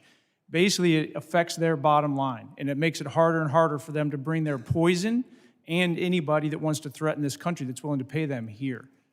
Thank you. Mr. Chairman, I move to submit for the record a list of DHS worst of the worst in Tennessee, 3 quotes from Tennessee's 7 sheriffs supporting ICE, and 5 news articles germane to the hearing in Tennessee. Mr. I yield back. Without objection. Gentleman yields back. I now recognize the gentleman from Texas, Mr. Green, for 5 minutes of questions. Thank you, Mr. Sorry, Mr. Chairman. Can you hear me now? Is it? The microphone right there. Well, will you give me a moment to get a bit closer, please? Thank you, Mr. Chairman, and I say it sincerely. I believe this is a most valuable hearing, and I'm honored that the ranking member would be here with us to accommodate us, as is the case with you. Mr. Lyons, is it true that you have a criminal justice degree, a bachelor's degree in criminal justice? Yes, sir, it is. Is it also true that you have a master's degree in criminal justice leadership? Yes, I do. And would you, as a professional with 2 degrees in criminal justice, indicate to us that if an officer commits murder, that officer should be prosecuted? Sir, any law enforcement misconduct needs to be investigated and prosecuted. Investigated and prosecuted. And have you seen the widely published video of the killing of Mr. Alex Preddy? Yes, sir. And sir, my assumption is that if I ask you whether this was an injustice, you would say you cannot comment because of an ongoing investigation. Is that a fair statement? Yes, sir. And what is the rationale for not responding to an ongoing investigation? Sir, I don't want to impede or prejudice the investigation. No, not this one. Oh. Any, as in your profession now, but any investigation. What's the rationale? Not this one, any. Same for any investigation, sir. I don't want to. You would not want to. I don't want to bias or put my finger on the scale of any investigation. You not. What's the rationale for your not testifying about it? Is my question. I don't understand your question, sir. What does the law say? What is the rationale? What harm would it do if you testified? Because I don't have the full facts of the case yet, sir. Exactly. That's what I expected you to say. You don't have the full facts. Thank you. And I assume you would agree with this, Mr. Scott. Is this true? Yes, sir. And Mr. Edlow, you would agree? I assume so. I'm not a professional in law enforcement. Well, but you're a professional person with a degree of intellect such that you can comment on whether or not. Well, I certainly would not comment on anything. Not a specific case. We're talking about now any case. Would you agree that it would cause harm for you to testify before there's an investigation? Certainly, without having all the facts. All right. Surely you would agree. Which brings us to Secretary Nome. Secretary Nome accused Mr. Preddy of brandishing a firearm while wishing to inflict harm on the officers. Secretary Nome. Same rules that apply to you apply to Secretary Nome. Accused this gentleman, Mr. Preddy, of brandishing a firearm.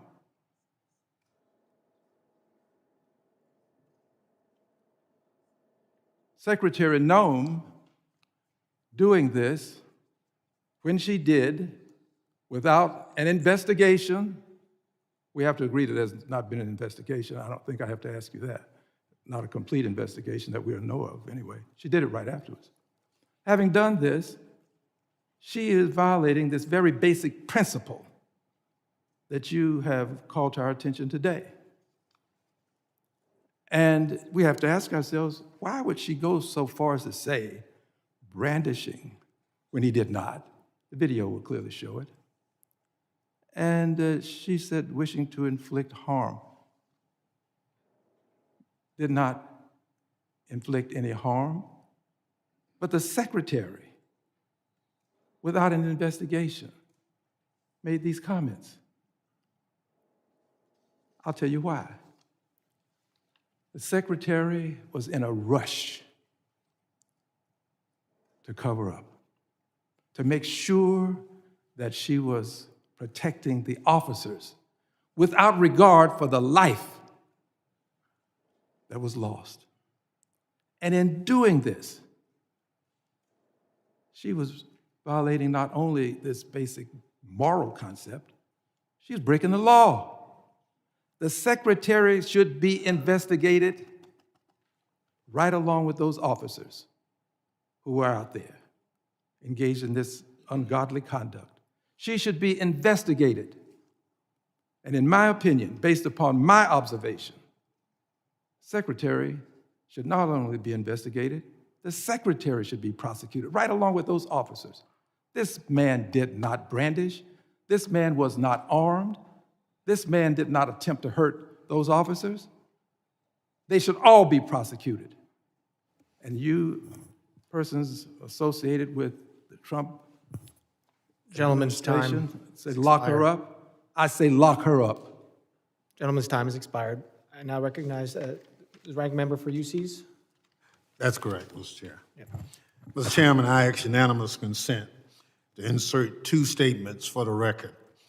One submitted by the Refugee Council USA and the other from the Baptist Joint Committee on Religious Liberty. Without objection. Mr. Chairman, on behalf of Ms. Ramirez, I ask unanimous consent to include in the record three articles. One, a Chicago Sun-Times article describing how U.S. Border Patrol has separated a family. Number two, an ABC 7 Chicago article that describes how ISIS warrantless arrests in Chicago has been ruled unlawful by a federal judge. And third, a ProPublica article documenting how immigration agents are using banned chokeholds and other moves that can cut off breathing. Without objection. Mr. Chairman, I ask unanimous consent to insert in the record the following articles. A CBS News article that states that contrary to the administration's claim, only 14% of those arrested by ICE had violent criminal records. An NPR story about a DHS memo that says ICE can enter people's home without a judicial warrant, which has alarmed members on both sides of the aisle. An article from the Marshall Project that alleges that there are thousands of kids in detention, many for longer than the court-prescribed limit. An article from the Independent about a sick 5-year-old, Lame Ramos, asking for his mom in a detention center, which rebuts testimony we heard today that ICE was taking good care of him. A report from the Center for Election Innovation and Research updated this month that found that non-citizen voting is rare and allegations of the practice are a result of misunderstandings or fabrication. An article from the AP which highlights that federal authorities are monitoring and tracking individuals who criticize immigration enforcement operations. A report from the Brennan Center titled, ICE Wants to Go After the Sinners as Well as Immigrants. A report from The Guardian that describes the terrible condition in ICE facilities and that ICE denied urgent medical care to a 10-year-old. Without objection. I want to thank, gentleman yields back. I want to thank the members, or the witnesses for being here tonight, and all the members for their questions. Members of the committee may have some additional questions for the witnesses, and we ask that the witnesses to respond to these in writing. Pursuant to Committee Rule 7E, the hearing record will be held open for 10 days. I want to let the audience know that please still be seated while the witnesses and their teams leave. Without objection, this committee stands adjourned.